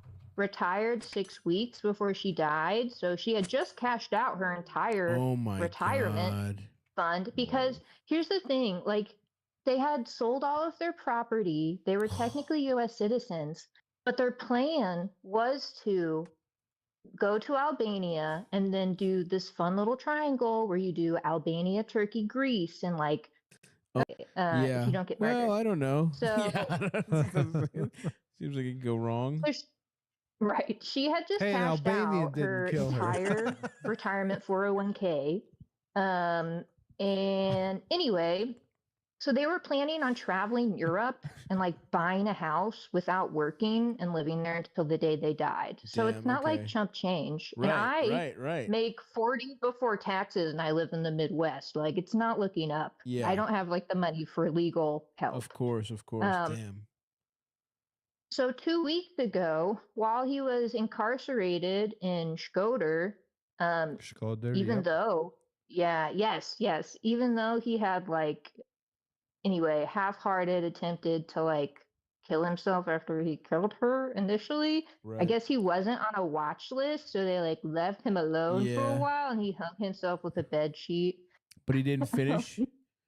Fuck, that would have So he been didn't- awesome if he killed himself. Shkodër is in the north, by the way. Well, and no. they're real villagers up there, so I'm not surprised by the lax legal system. That's where I think they still like uphold the kanun and shit there, the blood oath. Yeah. So, Perfect. you know, they're Perfect. especially laissez-faire about Right. about Prisoners murder. killing themselves and Yeah. stuff. Okay, so he doesn't kill himself, unfortunately. No, he does. He does kill himself. What? He succeeds. Yeah, on October 28th, he succeeded.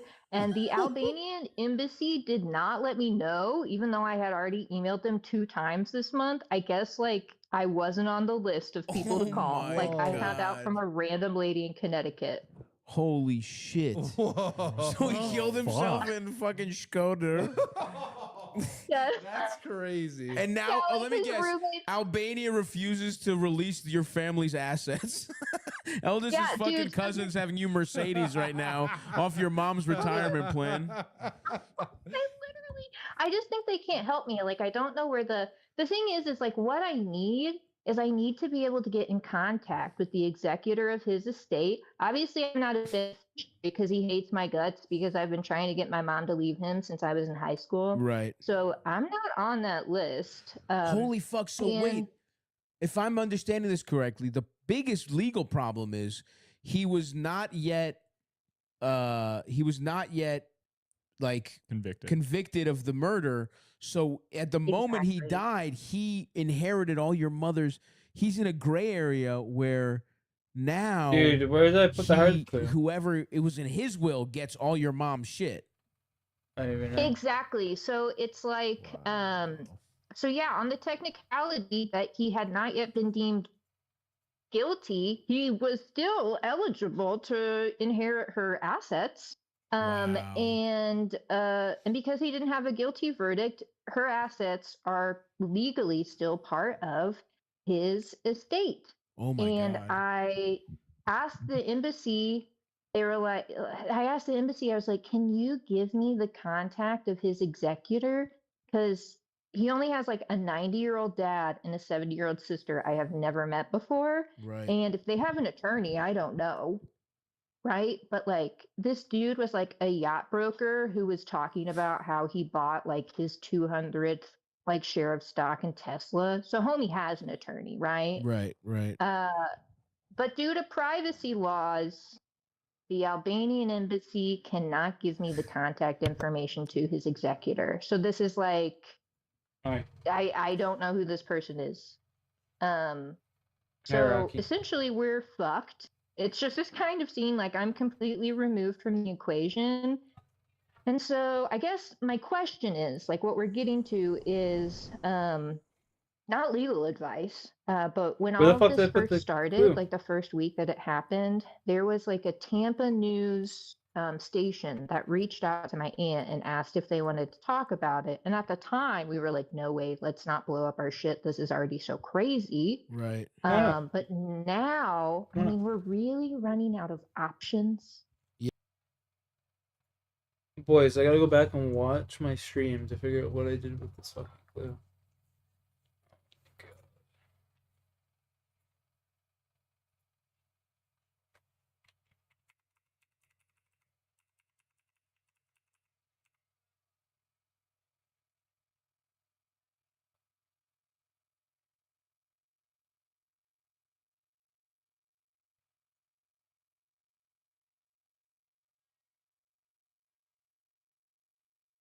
Found it.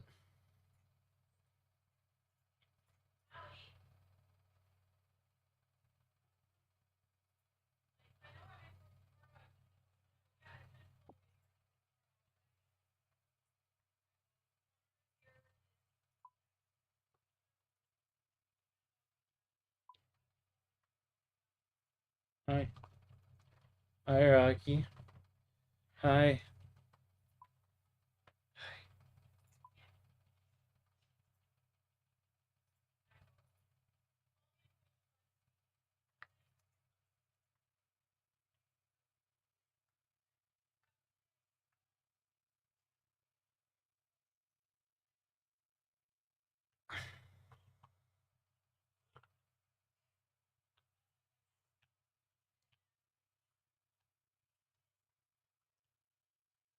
Well, you go to Pandemonium.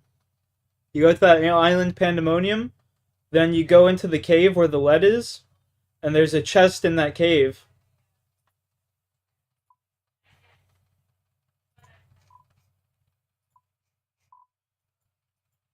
So you go over here to Pandemonium, you go through the docks, you go to the cave right beside the bank, and there's a chest right here. So again, you go to Pandemonium, you go to the northern dungeon, come down, and you go to the most southern part right here. And it gives you a bunch of free shit. Yeah. I guess that there's like a forensic accountant No that you problem, bro. might be able to, but listen, I'm broke. I'm sure you got to pay that guy. Sure.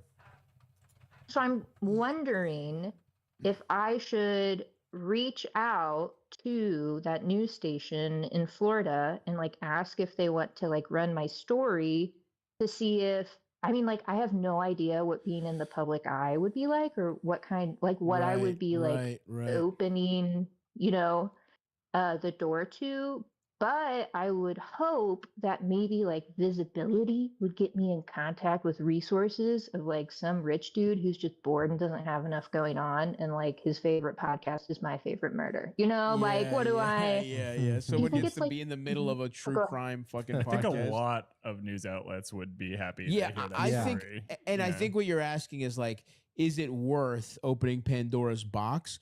But I think what you're doing here is not, you're not trying to get fucking famous. In fact, my advice to you would be like, keep it as about the story as possible. Make it clear you're not, your family is pushed into this. They don't want to do this at all, but you're really afraid that there's going to be like, because of some technicality and being overseas, that there's going to be a miscarriage of justice and that you just want to be able to, claim your mother's assets. You don't, it's not just about money, I would assume. It's also like just every sentimental shit. And it's just the principle of the right. matter. The principle of the guy who Yeah. fucking killed her should not be It's allowed to so inherit her stuff. crazy.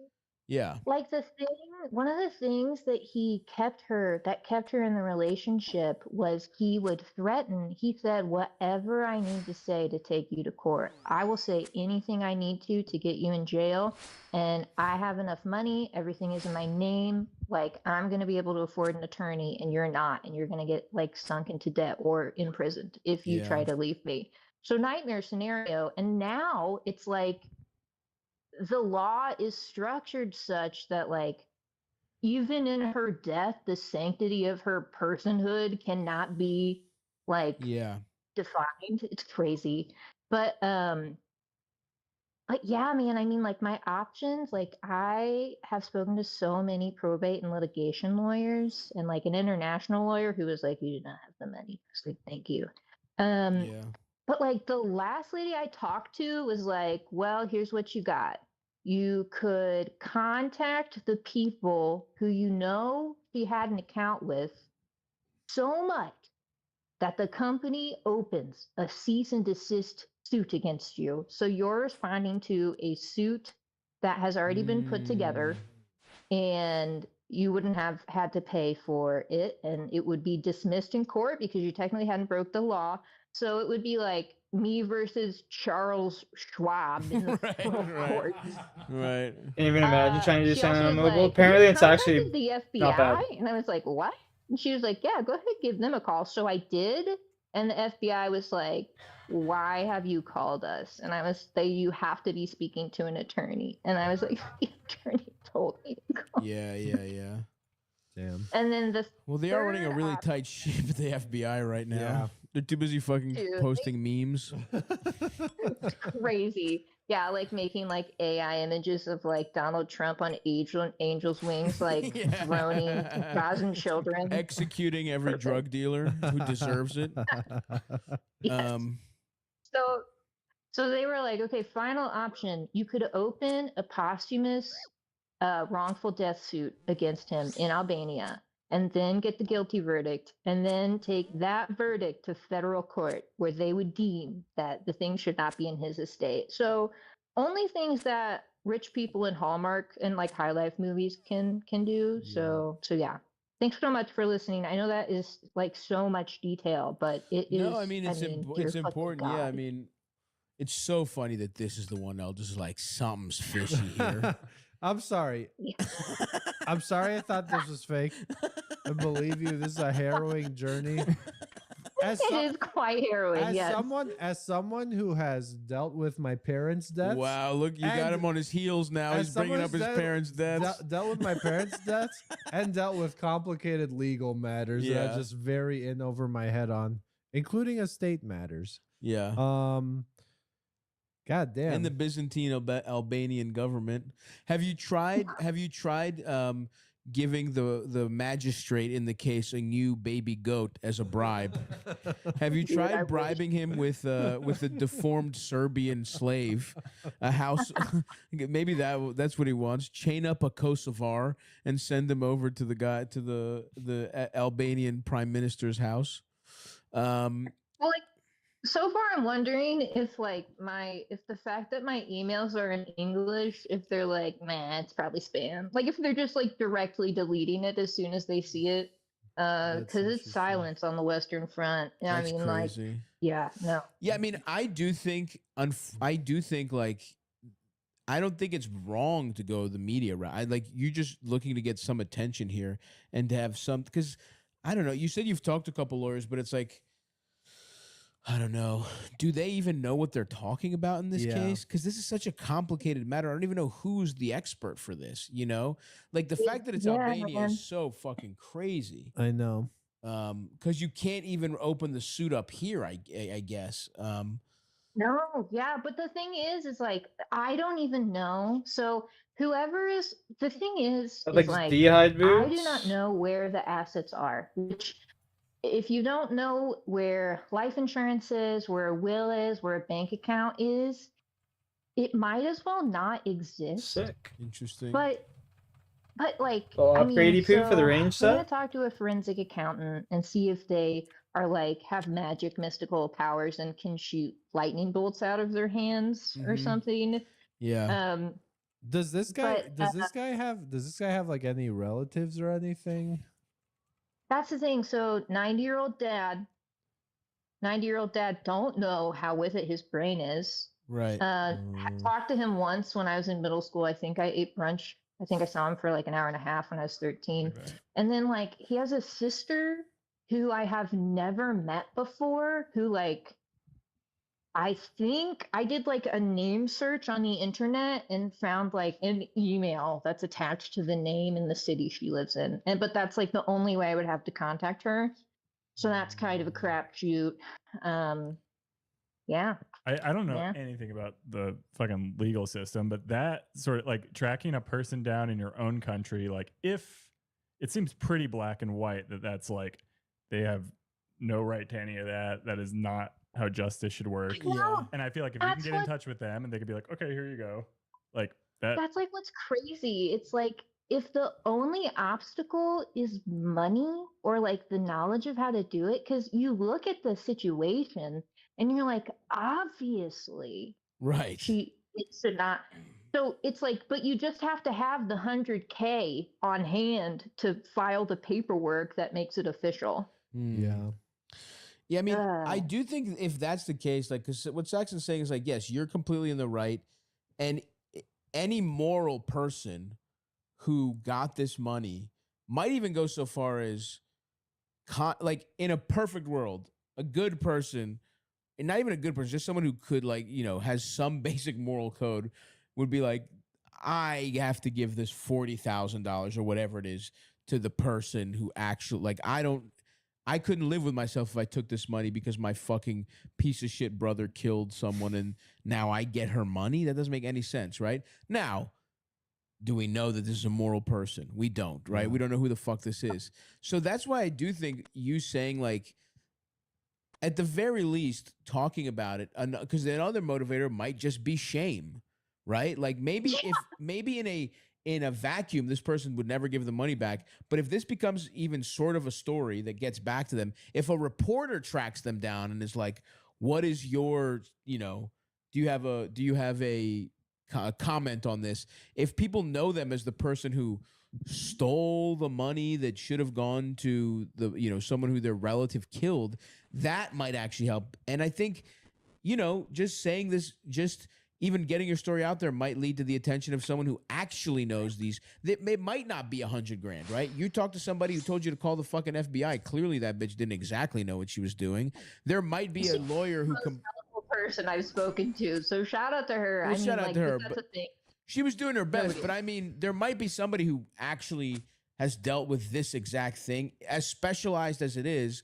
There might be someone who knows the actual way to do this, in a more, who has not just theoretical advice, but has done this in other countries or whatever. Yeah. And getting your story out there might not hurt. So I don't think it's a bad idea. I would say I would tell people in general to avoid this kind of stuff if you could. And I think your first instinct was correct. But now that things have taken such a weird turn, as long as you don't let this kind of become a circus and just kind of put the story forward and say, hey, we're just trying to get our mom's, we just want to respect her final wishes, and kind of honor our mom. And, like you said, it's the very I wish definition that of it a was in our personhood. situation. I'm an only child. Oh no. Who did you so when you were okay, damn, that's brutal. This is all on you. Yeah. Yeah.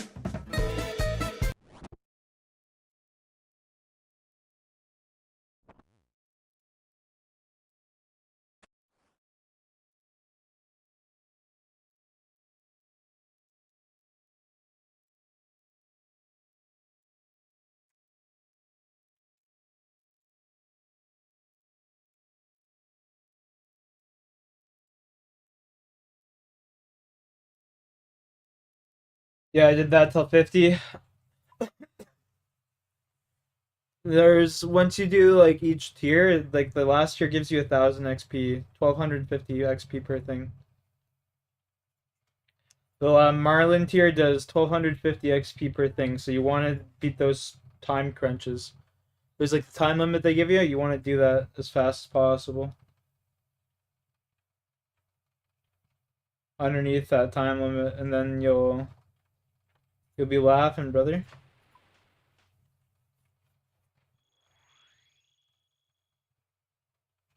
BLQ.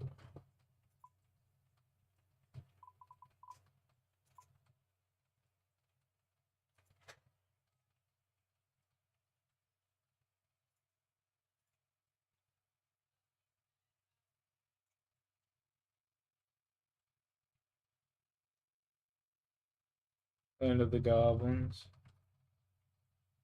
I haven't done it.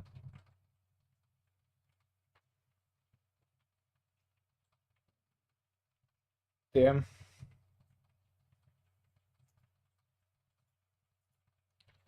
Three steps down.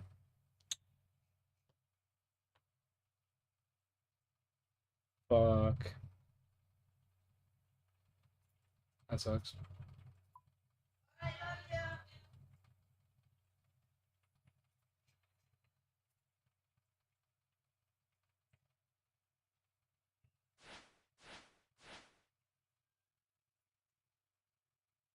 Maybe.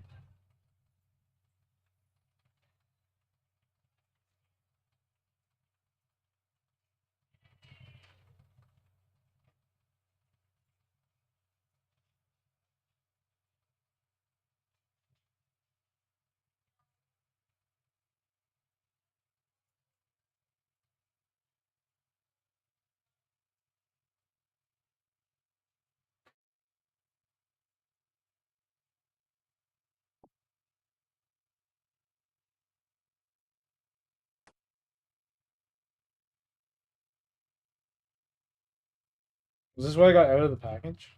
Or out of the crate? Damn. Damn. Okay, I gotta go kill, what, 12 more? 11 more fucking little shitters.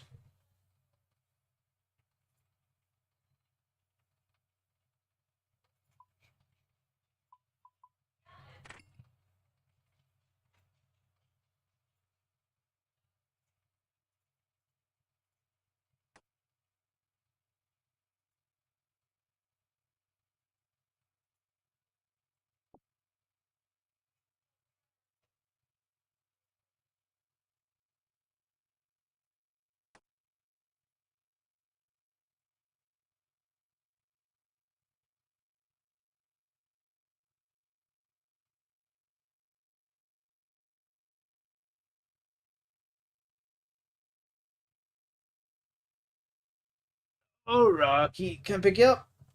Oh. Oh.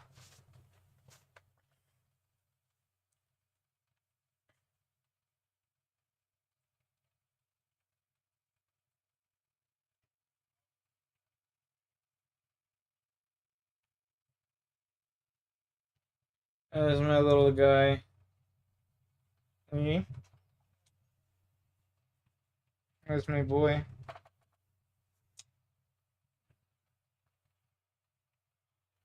Been a big sucky baby today, you know? You've been such a big sucky baby.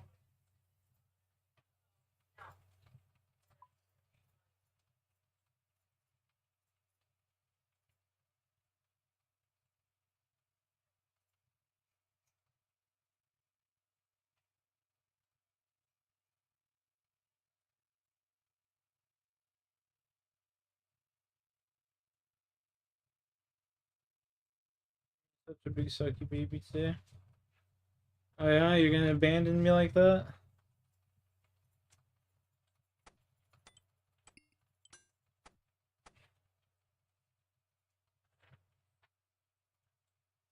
Oh, you changed your mind? You wanna sit here, you big sucky baby? Hey, my big sucky baby.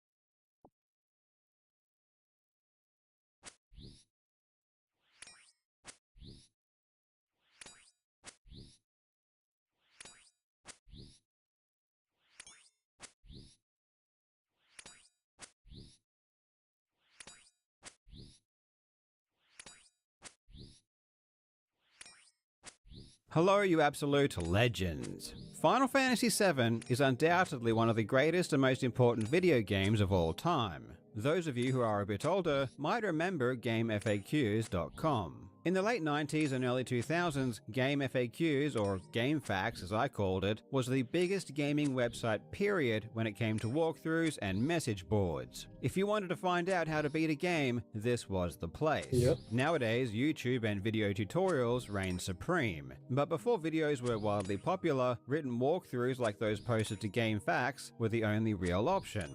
This is because internet connections were much slower and simple text files were small enough in size to be easily accessible. Back in 2000 and 2001, I even wrote a few FAQs myself. And the reason I'm bringing this up is because if you check the top 100 most popular games on GameFAQs, Final Fantasy VII still ranks pretty highly. And it has been on the most popular games list for almost 10,000 days consecutively. That is over 27 years, and it's been on this That's list crazy. more than any other game in history, with second place being Final Fantasy X, which is trailing by over 1,000 days. Final Fantasy VII is a crazy. game that has so much It's literally depth years. and so much to learn that people are still discovering things to this very day. And I'm not just talking about casual gamers, I'm talking about speedrunners as well.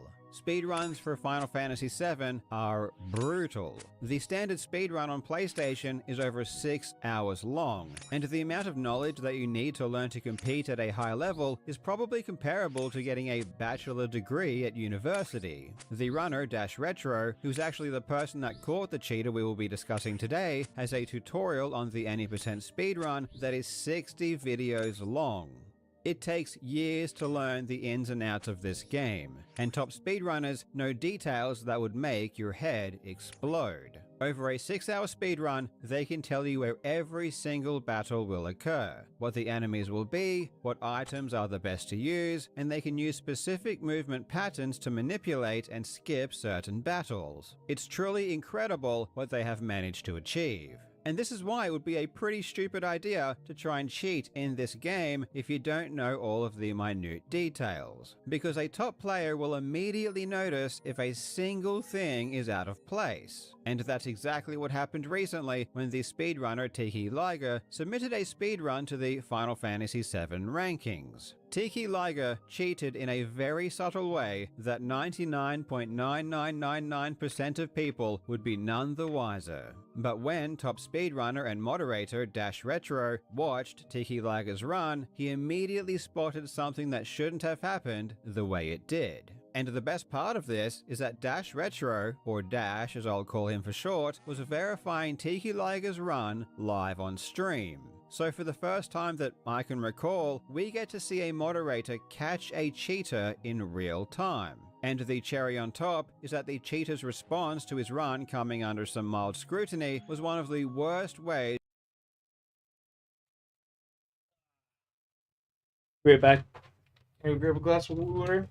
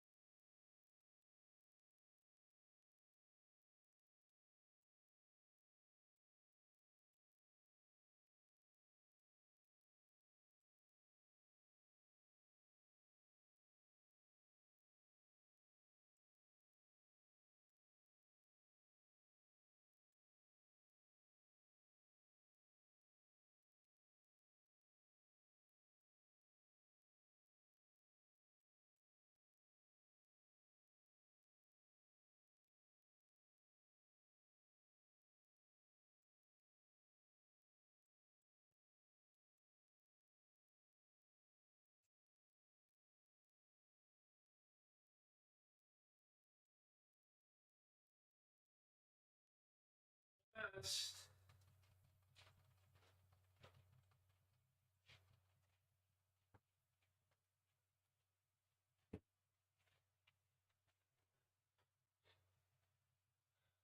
As you could possibly respond. In today's video, we will take a look at a very interesting cheating example in one of the most complex and well understood games in history. I really hope you enjoy. Now a massive shout out to this video's sponsor, Boot.dev. Boot.dev is hand solve problems. Description or scan the QR code on screen and use code KyleJobs for 25% off your entire first year on an annual plan. And of course, there is a 30-day, no questions asked, money-back guarantee.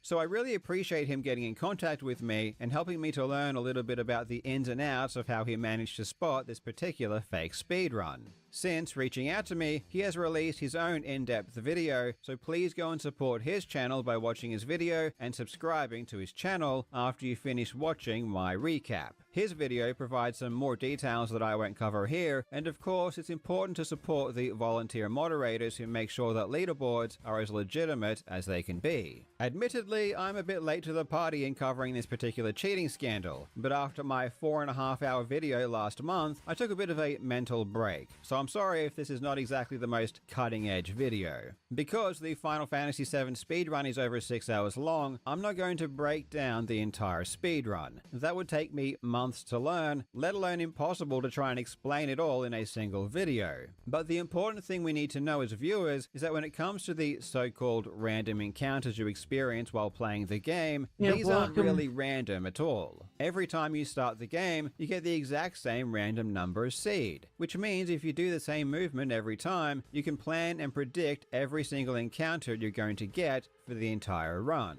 And that's exactly what speedrunners do. They know when and where they're going to get encounters, and what mobs the encounters will contain.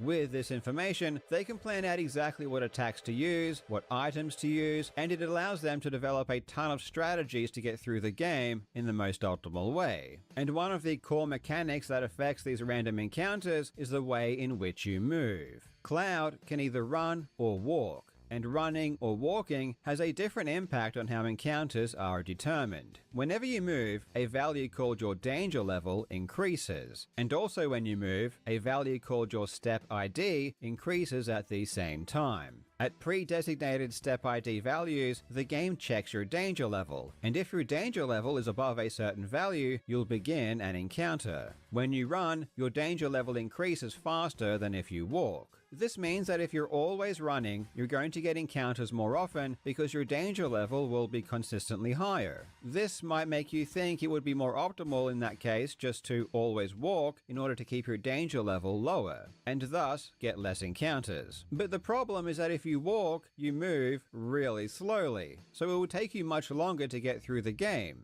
In practice, it's almost always better to run because you cover more distance and get through sections quicker. However, there are several places throughout the speedrun where small sections of strategic walking are advantageous. There are times where if you walk for a brief period, your danger level remains low enough to skip an encounter. And as long as the period of walking isn't too long, the time saved by avoiding certain encounters can be greater than the time lost by having to walk.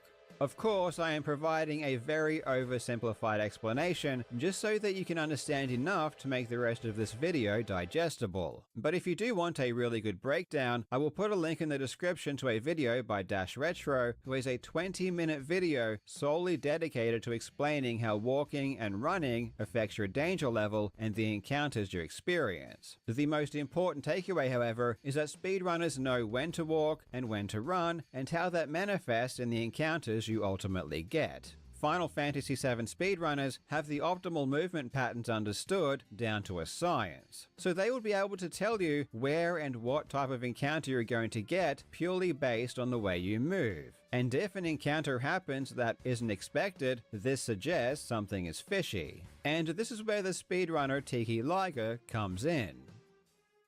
Tiki Liger is not a top Final Fantasy speedrunner by any means, but they are definitely a good speedrunner in general. Before this recent unpleasantness, they had over 100 speedruns submitted to speedrun.com, covering a huge amount of games, and in some of those games, they dominated, like for example, Winback Covert Operations, where they had multiple world records. Tiki Liger has obviously spent a lot of time over the past several years speedrunning, which makes his most recent Final Fantasy VII speedrun all the more perplexing. In late October, he submitted a no-slot speedrun on the PlayStation Digital platform, and his speedrun was a time of 7 hours and 10 minutes, which would put him at around 9th place. So this wasn't exactly a new world record or an incredibly fast time by any stretch of the imagination. But what makes this situation very entertaining is the fact that the moderator Dash Retro decided to randomly verify Tiki Liger's run live on stream.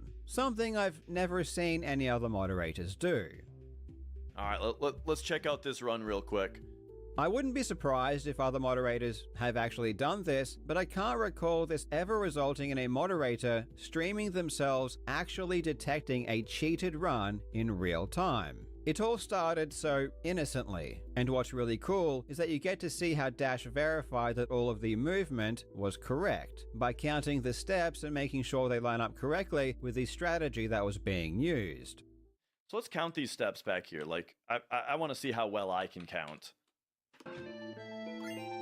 1, 2, 3, 4, 5, 6, 7, 8, 9, 10, 11, 12, 13, 14, 15, 16, 17, 18, 19, 20. Wait. 1, 2, 3, 4, 5, 6, 7, 8, 9, 10, 11, 12, 13, 14, 15, 16, 17, 18. That's way overstepped right there. It should be 18 and a half. And am I 1, 2, 3, 4, 5, 6, 7, 8, 9, 10, 11, 12, 13, 14, 15, 16, 17, 18 and a half. Okay, no, that's 18 and a half. I was just counting too fast behind the thing. Yeah, that was correct. And as far as steps were concerned, for the first few hours, Accountability, brother. Accountability.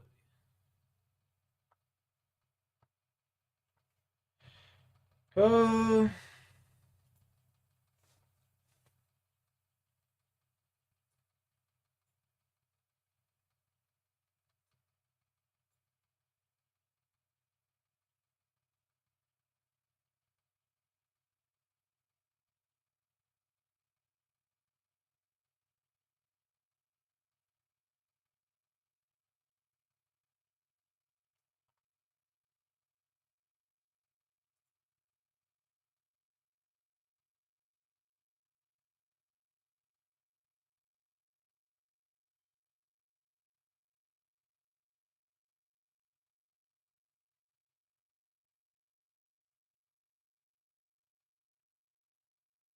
hours of the speedrun, things seem to line up reasonably well. One thing Dash did notice, however, is that Tiki Liger was getting very, very lucky with overworld encounters. I swear, if this is a one, you have to manip for a one encounter traversal. I feel like this is getting weird. This run has had like RNG that you have to manipulate for on every world map traversal. That's crazy. Tiki Liger was only getting 1 or sometimes 0 encounters while traveling between locations, which is very suspicious. This doesn't immediately mean Tiki Liger was cheating, as encounters on the overworld screen aren't determined by your danger level or the steps you take, so it's usually impossible to know if these things are being manipulated. But Dash did take note that Tiki was getting an insane amount of luck. But in practice, with these encounters, it's basically impossible to prove foul play. Tiki Liger really could have just gotten really lucky. But just before the 4-hour mark, Tiki Liger did something that immediately made Dash's ears perk up. In this section here, when Dash was counting the steps, they appeared way off. It might be close, but yeah, there you go, as expected. So this battle's happening on this screen. This is really rough for steps. We're getting towards the territory of steps being dead, or steps killing the run. But here we gotta go 1, 2, 3, 4, 5, 6, 7, 8, 9 and a half. 9 and a half. I feel like you have to do more steps than that. 1, 2, 3, 4, 5, 6, 7, 8, 9 and a half. Am I crazy, or do you have to do more steps than that if you're that far back? Dash felt as though Tiki Liger didn't do enough steps to avoid a specific encounter. And what's so impressive about the knowledge these speedrunners have is that the encounter in question, the encounter that these specific steps are trying to avoid, doesn't happen until 5 minutes later into the run. But Dash has such a good understanding that he already knew which encounter should happen and where based on the amount of steps that Tiki Liger took. And when that encounter didn't happen, he knew something was wrong. I almost sound suspicious. It might come off that way. The world map stuff is nutty. Like there's a reason we do manips, you know?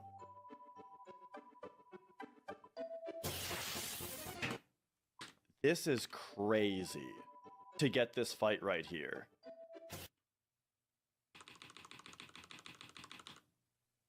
Call me suspicious of this. I have to see something. Dash immediately went and recreated the exact scenario that was playing out in Tiki Liger's run, and reproduced the same amount of steps to make sure that he was correct that the encounter Tiki Liger got was the wrong one. And sure enough, when Dash tested the same variables, a different encounter was triggered. Dash always got the encounter he expected to happen based on the amount of steps Tiki Liger took. He was just not able to replicate what happened in Tiki Liger's run. Now at this point, Dash had been streaming for 9 hours, so he decided to park the run and keep investigating it the next day. And what's very interesting is that after Dash ended stream, the runner Tiki Liger deleted their submission. And not only that, they deleted the video from YouTube. So that's what I found yesterday. I found something that could not, I don't think, I'm fairly confident in saying it could not be produced by unaltered FF7 gameplay. And so I said, okay, we'll end the stream for now though, because I had been streaming for over 9 hours at that point. I was very hungry. I was feeling like I was gonna faint because A, I'm very hungry. B, already been streaming for a long time. C, this kind of thing is very nerve-wracking. I don't want to find a problem with the speed run, right? I don't want to have to assert that something was illegitimate, you know? And so that kind of, it makes me nervous, you know? And so nervous on top of hunger, fatigue, right? Right, I said, let's watch the rest of this run tomorrow, all right? And so, just in case, because I found this live on stream, you know, just in case any someone, you know, tried to delete the video to hide evidence or something like that, I downloaded the run to my computer and I ended the stream. And now here we are today. But, wouldn't you know it, between me ending my stream and me starting my stream today, the run has been deleted off of the FF7 leaderboard submissions. Furthermore, the video itself is also deleted. Not just the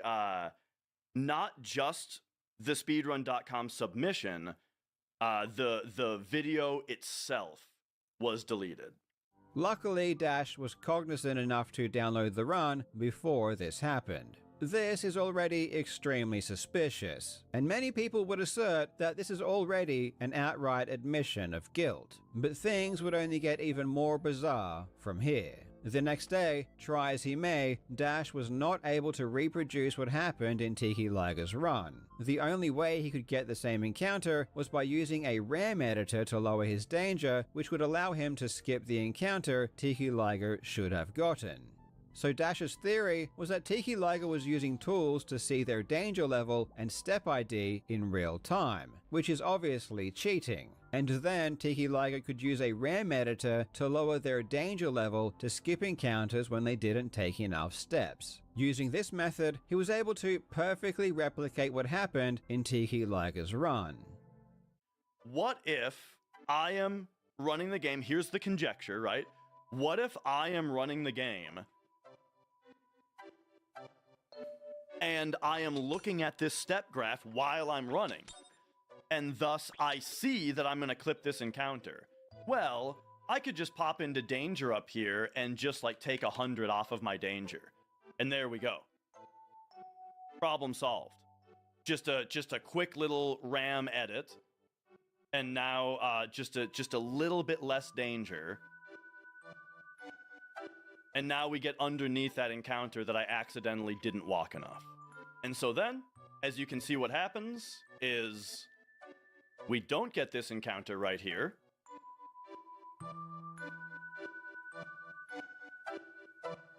And instead we get this encounter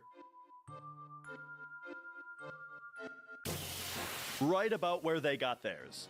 We got it a little bit further behind where they got theirs because I took more steps than they did, and steps put you behind. Combined with Tiki Liger deleting their submission and video, things were looking pretty open and shut. But midway through Dash's stream, after he had articulated his speculation about how Tiki Liger cheated, things went downhill very fast. First, people in chat pointed out that Tiki Liger had begun to private all of his videos on his YouTube channel. And this wasn't just his Final Fantasy speedruns. This was everything. Oh, wait a second. Hang on. Are you're telling me that there was actually a YouTube update? You're telling me there's an update? If we were to go to the FF7 leaderboard and we were to go to No Major Skips and find their run. Oh! Okay. Now I don't think, I mean, is this more suspicious than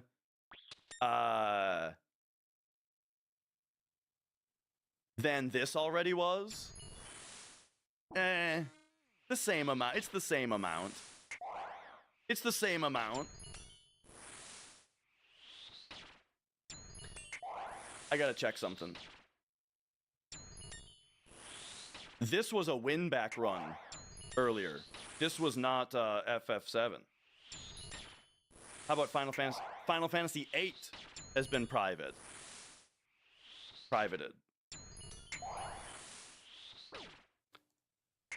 The Last of Us even? Okay, so it's everything. So they probably went to their YouTube and just checked all videos and then said private, right?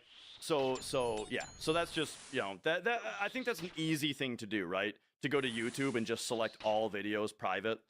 Okay. All right. And then shortly after that, Tiki Liger completely deleted his entire channel. Did they? Everything was private before. Oh, now it's been removed. Unfortunately, the only video that seems to have been saved from any of Tiki Liger's runs was his cheated Final Fantasy VII run. So it's now impossible to determine which of his other runs are legit and which are fake, because they are all deleted. Deleting literally everything was probably the worst option, because I don't have any reason to believe that all of the other speedruns were automatically cheated just because he cheated in one particular game. And it's very hard to determine if deleting everything means that some other runs were faked as well, or if he just decided to rage quit after being caught once. Unfortunately for Tiki Liger, the fact that he deleted everything and he is now known as a cheater means that moderators for other games have no option but to completely remove all of his runs. Cheating in one game doesn't automatically mean you're banned from other games, so if his other runs were still available and could be verified again, albeit with greater scrutiny, I don't see a reason why many of them would still be able to remain on the leaderboards. But by deleting all of his videos, everything is being scrubbed. Before he cheated, he had 125 speedruns listed, and at present, this number has been reduced to 37. And I assume that the number hasn't gone down to 0 simply because word has not yet spread to all of the moderators of all of the other games. Honestly, in my opinion, if Tiki Liger does have legitimate speedruns in other games, especially if they are world records, they should be re-uploaded. At the very least, this gives the other players in these communities the opportunity to vote and make a decision on whether or not they are happy for those runs to remain on the ranks. But I'm also very curious to know what the general public thinks on this issue. Do you think cheating in one game means you should be banned from every other game? Or do you think the consequences should be restricted to just the game in which you cheated? Nah, if you're cheating, you shouldn't be allowed in other communities, especially for like speedrunning and shit like that. Once a cheater, always a cheater, dude.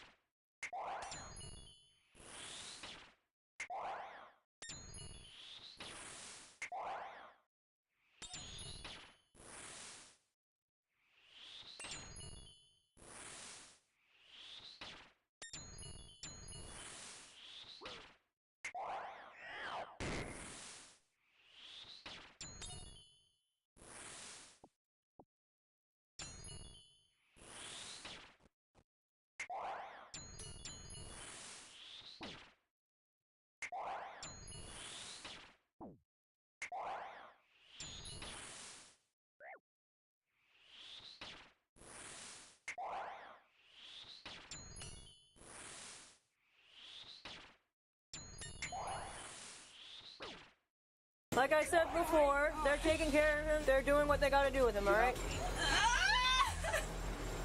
Tyler's not alive?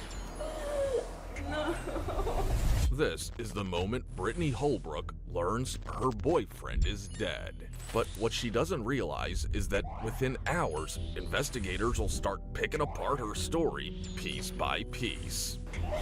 I'm not a murderer. I love it so much. I heard a scream. You heard a scream? I didn't see it. I don't know what happened, but I heard him say that bitch shot me back. In the early hours of June 17th, 2023, at around 3 a.m., deputies from the Monroe County Sheriff's Office respond to a disturbing 911 call made by 44-year-old Jordan Kinn to report a shooting at his house in Big Coppitt Key, Florida. As the officer arrived at the scene, nothing could have prepared her for what was waiting for her behind the door. It's the sheriff's office.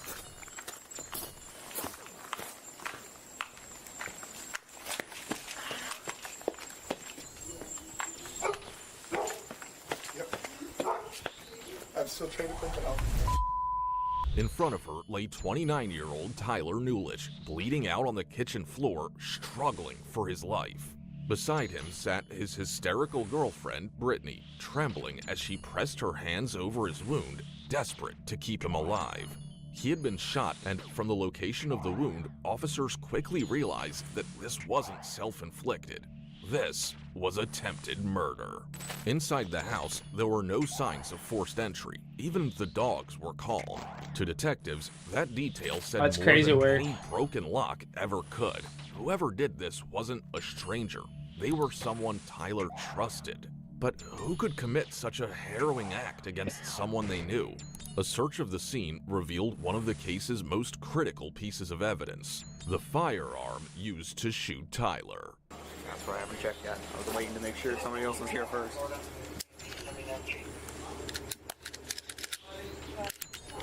Now it's not. Yeah, there is one missing from the magazine. This missing bullet and the firearm made the officers realize that this was a planned shooting, one carried out with intent, not impulse.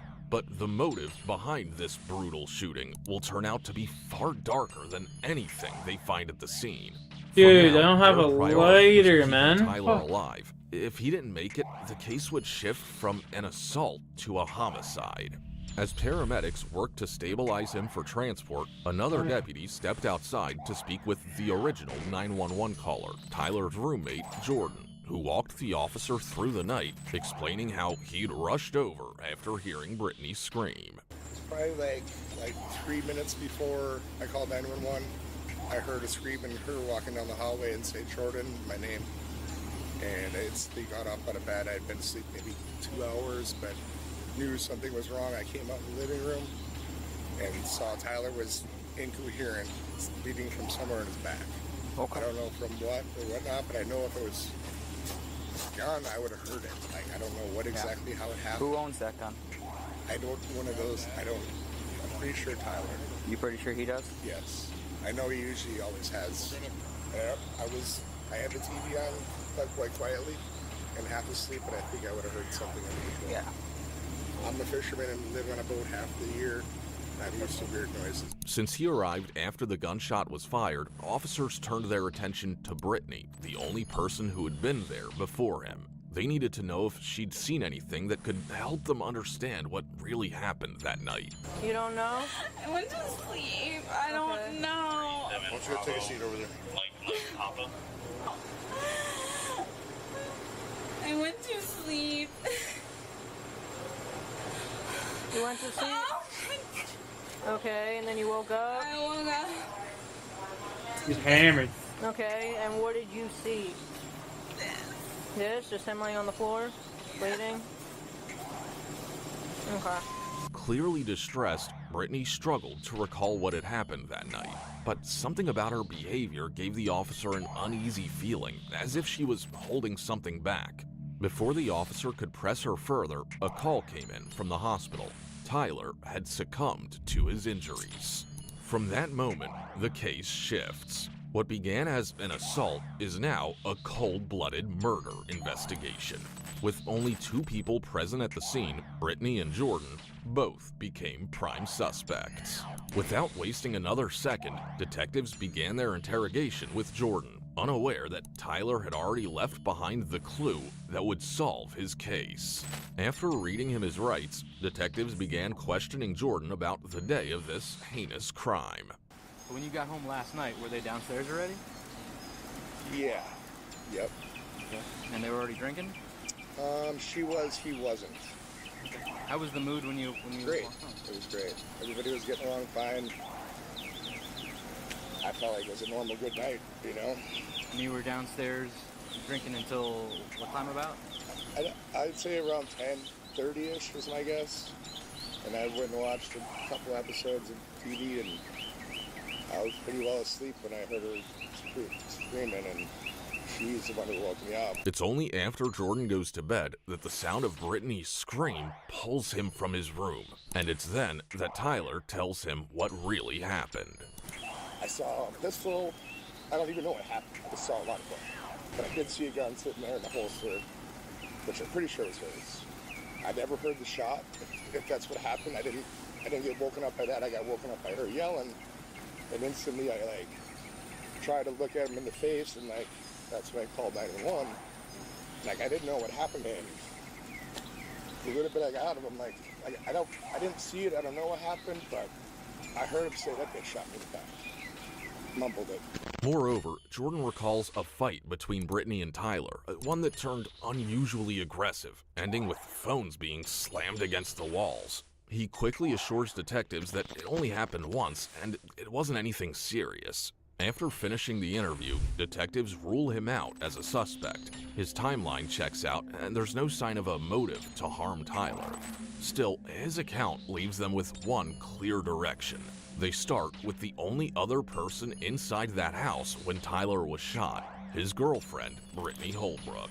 As detectives sit down to question her, they have no idea that by the end of it, they'll uncover a truth far darker than anyone imagined.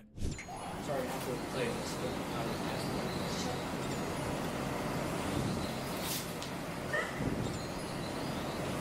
That's why we're all here. Okay? Tyler's not alive? Nah, bitch, you killed him. How long have you known him? 2 years. Where did you guys meet? We were roommates. Roommates? You guys met when you were roommates, or you're still roommates right now? We met when we were roommates. What do you do for work? I manage a paddle hut, paddleboard, kayak, rental location out of the capital. As the conversation goes on, detectives ease into small talk, all part of building rapport before getting to what really matters. But soon, their questions shift toward the night of the shooting, hoping to see if her story lines up with Jordan's. What time did you get home from work? Let's see, I went to the grocery store, I went to Walgreens, so maybe like 5:30. When you got home, who else was home? Tyler got home like about 5 minutes after I did. Okay. You guys were all just hanging out upstairs?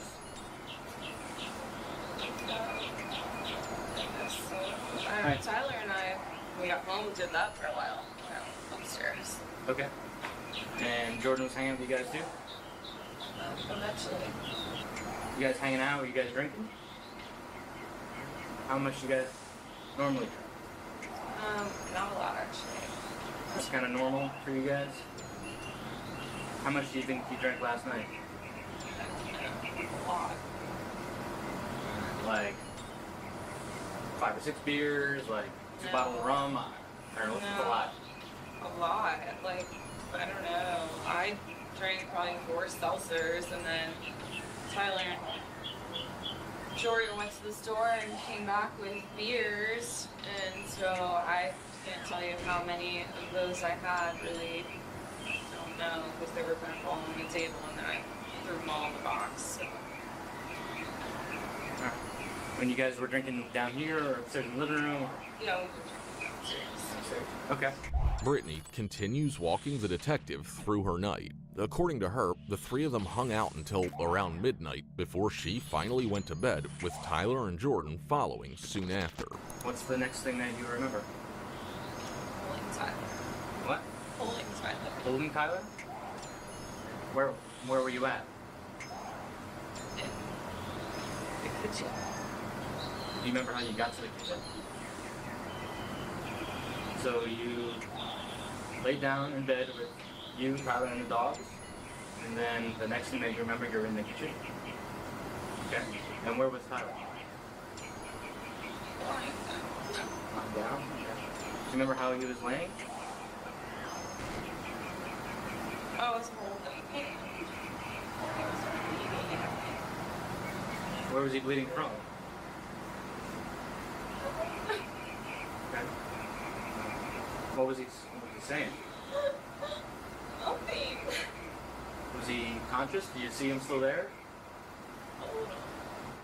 The detective slowly steers the conversation toward Tyler's murder, pressing gently at first, trying to confirm his final words. Did he mention anything? Tyler? Huh? Did he make any statements to anybody? Did you walk away from Tyler at any point before the police showed up? Or were you holding on to him the whole time? Okay. But Brittany insists she didn't hear anything. Each denial only widens the gaps in her story, and the detective can tell she's holding something back. So he changes tactics, using a bit of psychological pressure, a small trick meant to unsettle her and see how she reacts. Has there ever been any history of domestic violence between you guys? Like I said, we've had our like fights. And Fights like arguing, yelling, and screaming back and forth? I mean, that's the extent. Are there any punches, pushes? No? Nothing physical? Next, he brings up Jordan's statement, confronting Brittany directly to see if It'll be right back. I need to find a later, man. It's killing me. What's up, Rax?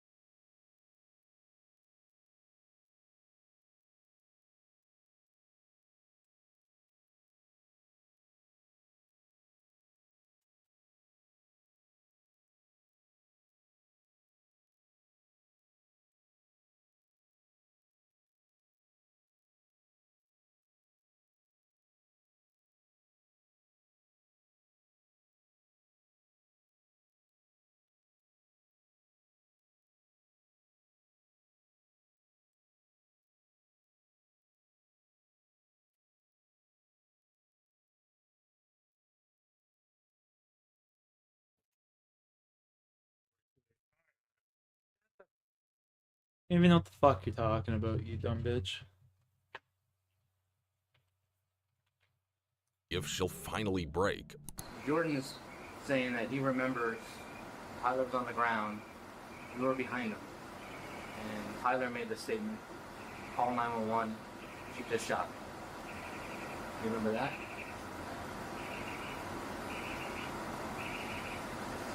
Is there any reason why you might have said that?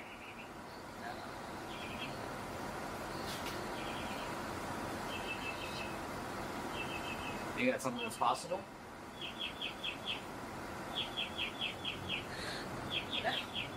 But she doesn't. Instead, Brittany doubles down, insisting that she loved Tyler and that she could never hurt him. Would you be willing to consent to us taking a swab of your hands?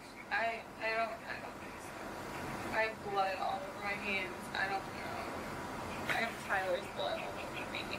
The turning point comes when detectives ask Brittany for her fingerprints. The moment they bring it up, her demeanor changes. She looks anxious, deflects the question, and insists her prints will not show up because she has Tyler's blood on her.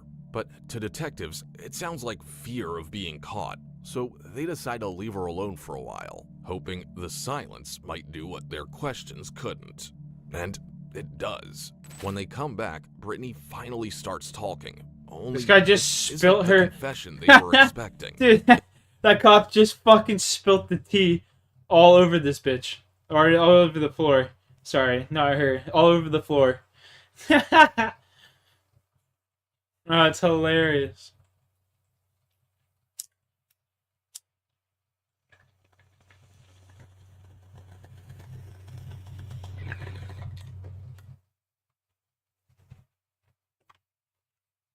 It's something darker, a twisted version of events that leaves the detectives The with beer? more questions than answers. Oh, that's a I cup. have no idea. I just don't know. I just know that I remember not being able to breathe, and Okay. he was like crushing my esophagus, Alright, and where was he? like on his What? side of the bed, but like For up. what? And I remember the screaming really loud. What the fuck are you talking Just about? kept.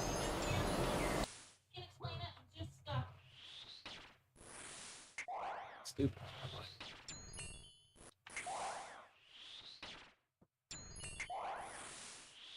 Oh, how about stuff? I don't want to rip anything.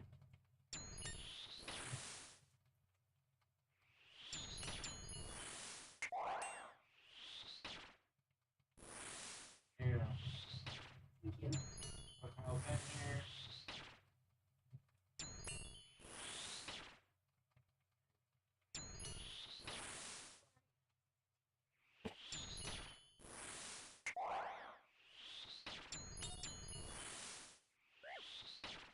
Doing it, he did it more than once, and like I tried to get away and go out the room, and he followed me and pinned me up against that wall Which wall is this? in my bedroom.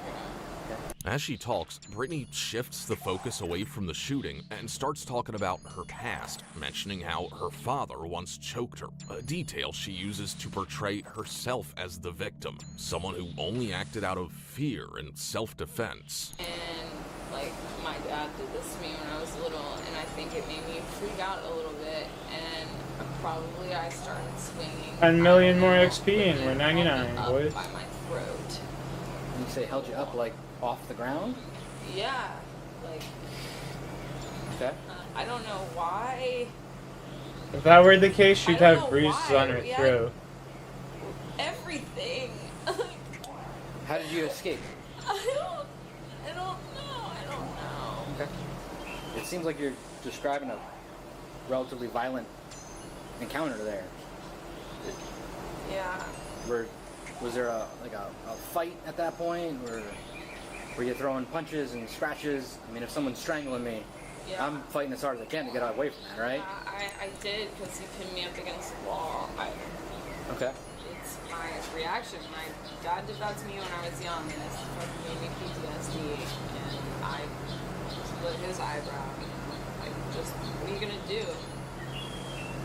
It was the same thing for me. It brought me back to my childhood. Stop. I lost my mind.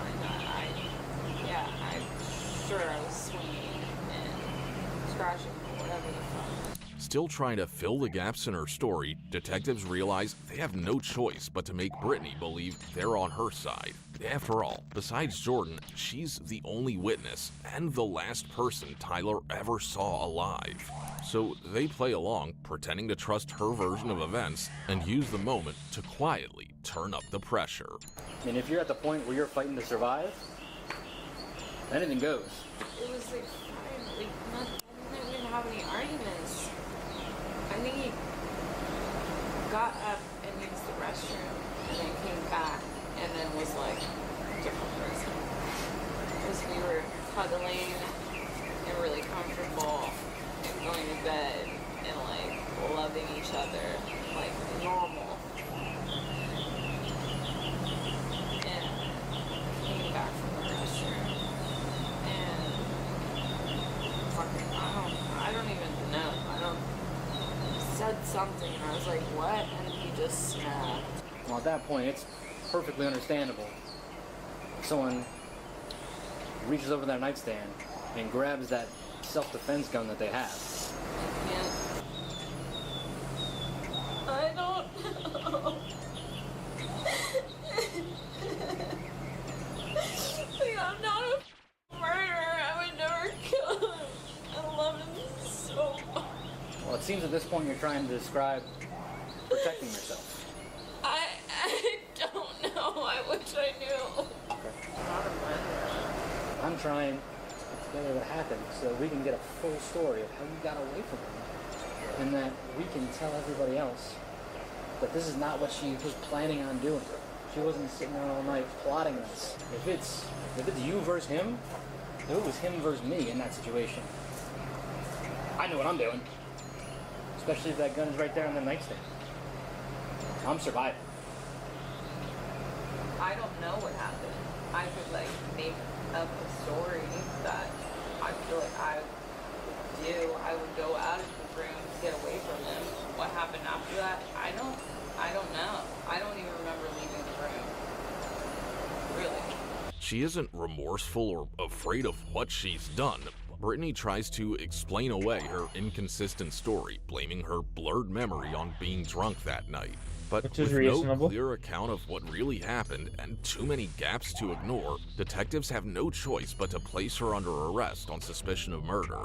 At first, Brittany probably thought that saying less would help keep her out of trouble. But in reality, her silence only gave investigators more room to work with and more angles to uncover the truth she left behind. Since her version of events ended with a vague claim of self-defense, detectives had to widen their scope. They began reaching out to people close to the couple, hoping someone could shed light on what Brittany was hiding. As investigators started interviewing them one by one, a darker picture of Brittany Holbrook began to emerge, one that revealed she wasn't the person she made herself out to be. Almost everyone mentions Brittany's dangerous relationship with alcohol, how it often turned her aggressive and sometimes even violent toward Tyler. One story in particular stood out to the detective, an incident at a friend's birthday party where everyone saw the drunk side of Brittany. I do know that they were having issues that week, about her drinking. We all thought, because her ex-boyfriend before Tyler, he drinks. So we thought that he brought out the worst in Brittany from drinking, but it was really just her drinking in general that brought out the worst in her. I don't know if that helps at all, or if that explains her a little bit better, or what the case is with that. But Could you tell me a little bit more about this when you came down in February and you all ended up with blood on your shirts? That was a very strange situation. That night, aside from the birthday celebration, Tyler's friends had organized a small get-together meant to reunite him with an old friend and former roommate who also happened to be Brittany's ex-boyfriend. The goal was simple, to help them put the past behind and finally move on. And for a while, everything seemed to be going according to plan, until Brittany walked in. They walk in when Brittany sees Jaffe. She had a blank look on her face. Tyler sees Jaffe. He's smiling. Jaffe's smiling. I was right there. They hugged each other. And it was kind of awesome that, that they were going to be friends again. You know what I mean? They could let this go past them. Yeah. Well, that wasn't Brittany's plan. Brittany was hoping that there was going to be some sort of scuffle or drama involved in this situation. and she got mad at Tyler for not doing anything about Jaffe being there. And Tyler obviously was like, what are you talking about? This was neutral, and I told you that we were coming down here and it was all going to be all right. And I never saw this side of Brittany. After they heard what happened, they were all like, you know, we kind of aren't surprised by this situation because she was so nuts that night. But over at American Rock Bar, she was like scratching and slapping Tyler, and everybody felt very uncomfortable about the situation. Later on in the night, they're like, Phil, you have blood in your shirt. And then I guess Tyler had the blood on his shirt. And my other buddy, Eric, they said had the blood on his shirt too. And then they were making a joke and they were calling her a witch. Like, oh, the witch, she put blood on your guys' shirt. We didn't think anything of it. You know what I mean? I didn't at least. But now we're kind of, you know, as we talk about it more, we're like, wow, you know, like that 100% could have been her doing that. But for Tyler, the night was far from over. She broke a bunch of stuff in the house. She wrecked the house, and she beat Tyler up pretty bad that night. There's quite a few stories about her attacking him, and she was an attacker. And clearly that night, you know, of the blood being, you know, at Tyler's bed and the broken beer bottle, and not only one broken beer bottle, that room was full of broken glass when everybody had to go clean it up. That's when everybody knew that there seriously was a problem going on. This wasn't the first time Brittany had gotten drunk and turned violent toward Tyler. In fact, friends recalled multiple incidents, including one at a wedding where she lashed out at him in front of everyone. Yeah, I've heard about this wedding. It's popped up a couple of times. What can you tell me about what went on there? After, you know, the rehearsal dinner, everything was good. We had dinner. You know, they start drinking a little bit. She's really, like, belligerent. And we were all sitting by the pool having a good time. It was really, like, the first time I actually got to meet her and, like, you know, talk to her. And she was so drunk because her dad has, like, some hunting property and stuff up there. And I could have sworn she told me that, oh, my dad's selling the property. And my buddy, like, a week or two before, he was all excited to go hunting. My buddy meaning Tyler, sorry. Huh? And, you know, I misunderstood her. Anyways, I'm driving them home because I, you know, didn't drink at all. I had to drive back to his house. And I was talking to him in the front seat. She's passed out in the back seat. And I said, oh, Tyler, that sucks. Her dad's selling the property. And he's like, what do you mean? I was like, yeah, I was talking to her at the pool. She said her dad's selling the property. And he says, he reaches in the back seat and says, hey, babe, is your dad selling the property? And without hesitation, she throws a fucking left-hand hook and punches him in the face. And she says, don't ever fucking talk about my dad. And she has no idea what we're talking about, you know? We're not talking bad about the dad. It was like, what the fuck? I got scared because I'm doing 55 mile an hour and she's throwing hooks. I thought she was going to punch me. Like, Jesus Christ. But during the investigation, one name stood out: Marissa, the girlfriend of one of Tyler's close friends. She had seen a side of Brittany that went far beyond drunken outbursts, a side that hinted at something much more horrific. So we were at Hogfish and she was talking about her ex-boyfriend, which is a guy that I know. It was Chris Jaffe. She was talking about him, and very aggressively and very angrily, and talking about their relationship, how much she hated him, how, you know, she like wanted to kill him, and saying all this crazy stuff. Stuff about Chris. What kind of crazy things was she saying? She said that you know, they would get physical fights and that they would grab each other's eyeballs. And she showed me, like, with her thumb and her fingers on her face, like the eyeball squeezing. She said that she told me she had stabbed him one time.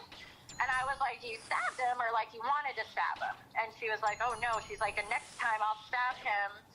She said that she would do it like, you know, she was doing the stabbing, like, with her arm. Well, this was at Hogfish Bar. She was doing like the stabbing motion, and she was like, and I would go, you know, like in I would go all the way up, like to his neck is what she said. I'm trying to think of the exact words, but she was gonna, you know, she's like, I'd go all the way up and like kill him. And I just remember thinking, you're being so psychotic and aggressive about this. You haven't even dated him in over a year. Her account was later backed up by several of Tyler's friends, each confirming her fantasy of killing her ex-boyfriend. I know that Marissa went to dinner a few nights before this happened. Sounds like a lovely drinks woman. With Brittany. And that's where there was a conversation about her wanting to do weird, gruesome stuff to Chris Jaffe, her ex-boyfriend, which Marissa found disturbing and kind of ended, I guess, called Tyler and asked them to come pick them up as she was uncomfortable. It didn't take long for investigators to realize that what his friends described may have been exactly what happened that night. Only this time, it went too far. Around the same time, the autopsy results came in, confirming their worst suspicions. Tyler's body showed clear signs of prolonged physical abuse, multiple injuries to his head and neck, the kind that pointed to a violent struggle, not self-defense. And the contrast was telling. Brittany had no defensive wounds, not even around her neck, just bruising on her knuckles, consistent with someone who had been throwing punches, not blocking them. To detectives, it was no longer a question of what happened. It was a matter of proving that Brittany Holbrook had finally done what everyone feared she was capable of. In the end, Brittany's charge was upgraded from suspicion of murder to second-degree murder with a firearm. She stood trial in February 2025, where a jury found her guilty, and she was sentenced to 40 years in state prison, including a mandatory minimum of 25 years without the possibility of early release for good behavior. Cooked, lady. Yeah, bars upstairs, third floor. Cooked.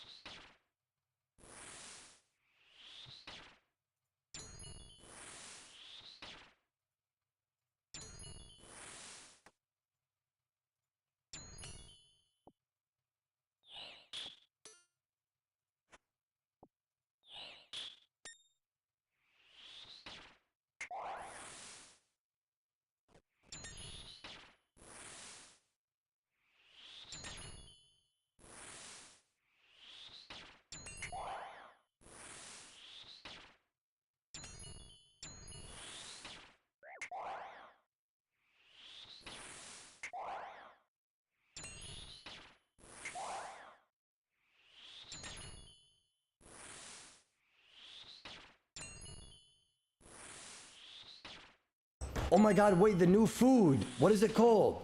Time out. I forgot about that. What is the new food called? Marlin.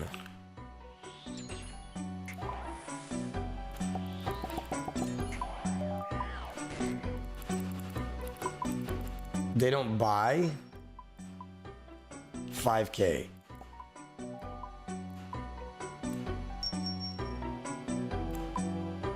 Motherfucker, I'm gonna buy you. I'm gonna buy a singular one for 100 mil. What the fucker? I can't believe I have to do this. 500 mil. Oh my fucking god. Thank god I didn't buy. I would have shit myself. Let's try one last time.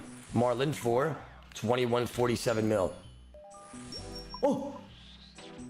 Oh! Oh! I got so scared! Oh my god! Bro, well, I just shit myself! Oh my god, my heart! No! Well, I just shit myself! Oh my god!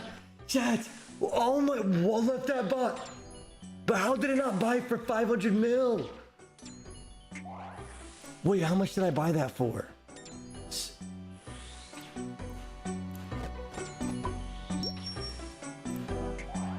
I bought it. Yo, if that guy put it, whoever that is in the game, spread word. Whoever just sold the first Marlin in the game, okay? You would have gotten max cash if you put it for max cash. That was the first Marlin that was sold in the GE. Oh my, bro, my stomach hurts. Whoa, my stomach hurts because of that. I almost just lost max cash to one singular piece of food. If that guy was watching my stream, he would have literally got max cash. That's oh wild. My god. That's wild. Motherfucker can dream.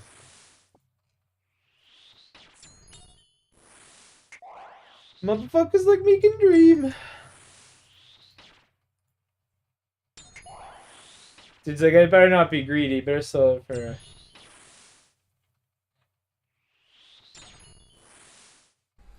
Hey guys, today I'm going to be going over 2-tick salvaging. It's actually pretty simple, one of the easier timings to learn when it comes to tick manipulation. All you're going to need is a knife and a teak log, and the nice thing about this is if you mess up, the salvage spots can actually give you back more logs so you can get going again. If you don't fully understand game ticks or any of that fancy stuff, don't stress. You can get the rhythm going just based off the sound cues and the visual cues, and once it clicks, it's extremely consistent. Okay, so you're going to want to do this when you unlock the level 53 large shipwrecks. You can do it beforehand, but the XP becomes very competitive with the best methods available to you at this level. This also becomes much easier once you have the biggest ship unlock at level 50, since you get both a left and right grapple to salvage off. It's still possible with just the one hook, but you need to manually step back each time, so it's a bit more effort and a lot harder to time. Okay, so for the cycle, you want to do it exactly as it is shown in the background footage. The key is to use your knife and your log at the moment your character hits the salvage hook. If you see the knife and log appear in your hand, you're slightly early, and if you see an interface pop up in your chat box, then you're slightly late. Even when doing this correctly, you are not guaranteed to collect a piece of salvage, so don't assume you did it wrong if nothing shows up. It's simply just a roll at picking up the salvage.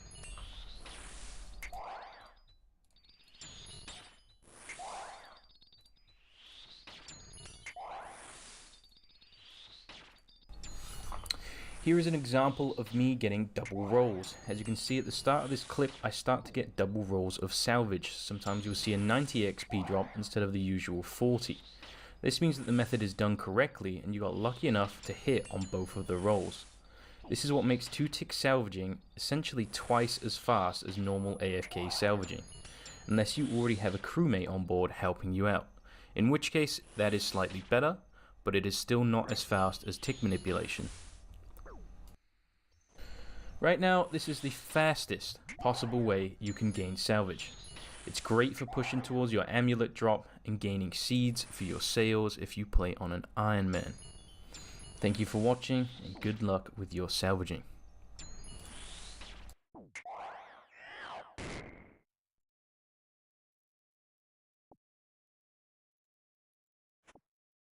Hey, Rocky. Hi.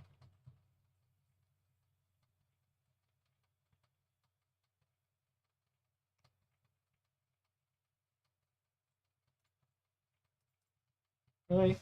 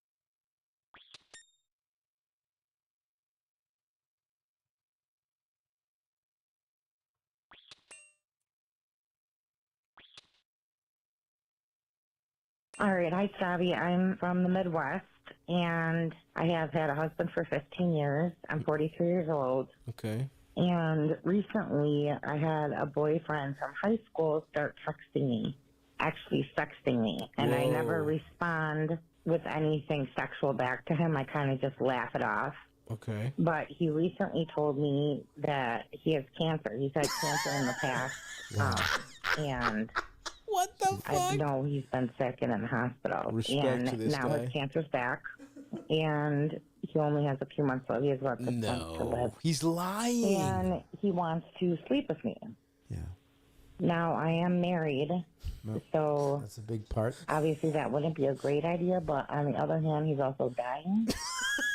So should I do that and just not tell my husband?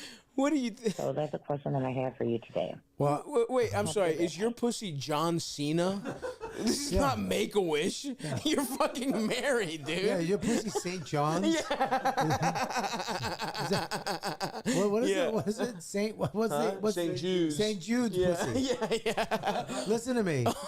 This is awesome that you're thinking about it. I hope it's your husband. Yeah. I hope it's your husband and his friend just trying not to pay 50% in the divorce. Yeah, no, he's supposed to be cuckolded. This is awesome. He's so clearly lying. The fact that she's thinking about it, there's two things. She Either wants marriage is on the rocks, or this is the nicest human being to walk planet Earth that's willing to fucking put her marriage on the line to help a dying cancer patient from high school. Sure. Well, that is true. It's like if your wife had to cheat on you with anyone, if it's a guy that's dead next week, I'm listening. You know what I mean? He's not coming back. I'm not letting you fucking know. Why? Dawn, I don't give a fuck. Yeah, if he has AIDS, you can cheat on. If he's got full-blown fucking AIDS with lesions on his sack, go ahead, honey. You roll the dice too, bitch. Yeah. You know what I mean? You roll the dice too. That's a tough dice roll. I think that's more than a dice roll. Here's the thing. He's dying anyway. Her husband should get to shoot him with a gun. If he's about to die, that's cool. That's kind of cool. Here, you know avenge what? getting cucked, and you get to feel what it feels to kill someone. Yeah, that must feel pretty cool. Shoot him right in the fucking head. You fuck my wife, motherfucker! Bah, bah, bah, bah, bah. But you know it happened. I like that That would idea. feel cool. I like that. You're killing Yeah. two dead birds with one stone exactly. or whatever. Yeah, that's and great. you'd have to go through chemo, you know. And you'd have a video of your wife fucking some guy that that's would be dead. to beat off to. Yeah. You sell both the video of you killing him and the video if you can sell both of them to buy a fucking beach house. Buy a beach house. You're good to go. Find more people to fucking kill. If you were a person who doesn't want to cheat, but you're like, well, I'm being a good guy. You know what I mean? It's kind of like the fat guy eating the last slice because no one's going to have it. It's like, well, it's going to go to waste. This guy's going to die without his pussy. That would be rude. And of course, I'm going to die and I shouldn't have the slice, but there's fucking kids starving in Africa. I'm going to throw it away. Here's the problem. He's from high school, old boyfriend, recently started sexting me. Yeah. Right? That didn't work. Right. So what did he go to next? I'm dying of cancer. Yeah, you're dumb as shit, lady. Yeah, I want to get some money out of her. Yeah, we should hit her up on Instagram and see if we can con her out of some cash. Right. You need to buy a knife. Yeah, I got lymphoma. I would need suck to my dick. I'm dying. Yeah, I'm yeah. dying, right? Right? You feel all right? You feel, Oh, Bob, my doctor just called. He said, unless some bitch in her 40s sucks my dick, I'm not going to make it through the night, Bob. My doctor just called me. And he said, unless I watch you get your dick sucked, because you're dying, then I'm going to die, and I'm going to get my dick sucked right after you. Oh, I'm going to die too. Oh, my son. Oh, surely someone can help us. Maybe the most gullible bitch of all time can help us.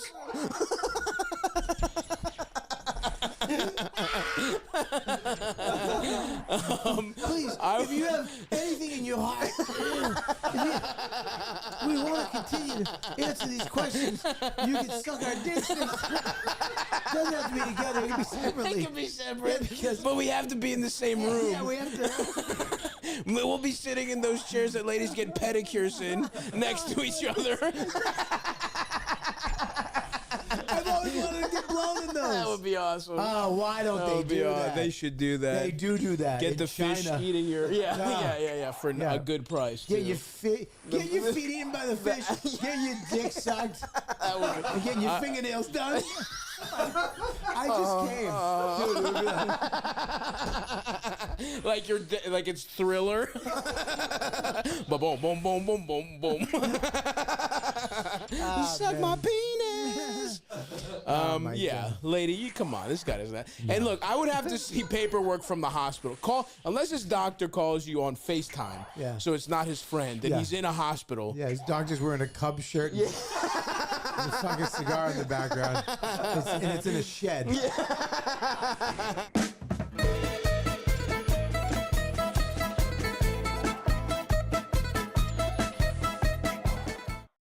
Hey, Stav. Want to get your advice on this. I'm going to leave the specifics out because this is embarrassing. But I've been with.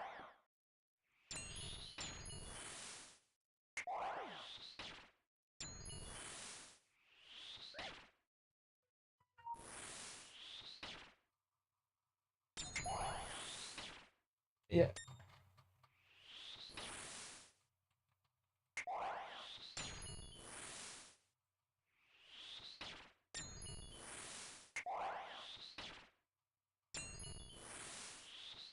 Understand.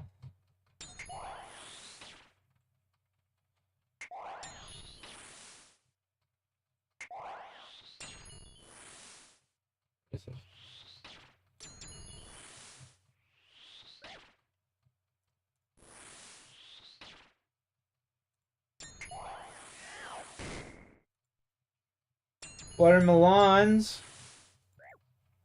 I'll take some of those watermelons. Give me those watermelons, baby.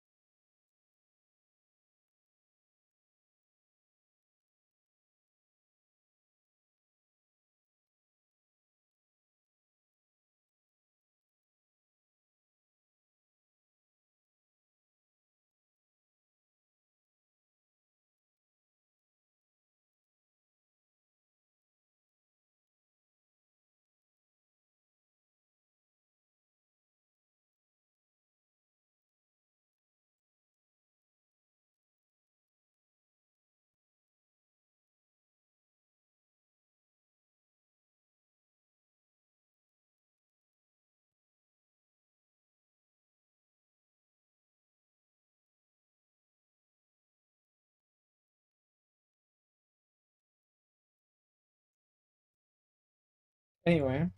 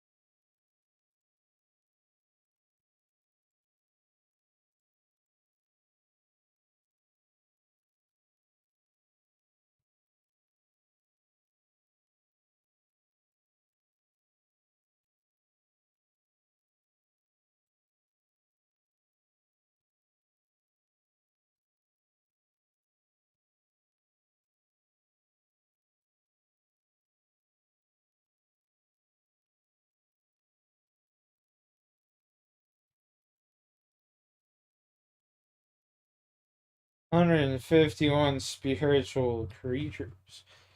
I fucking know about that, buddy. About that one bit.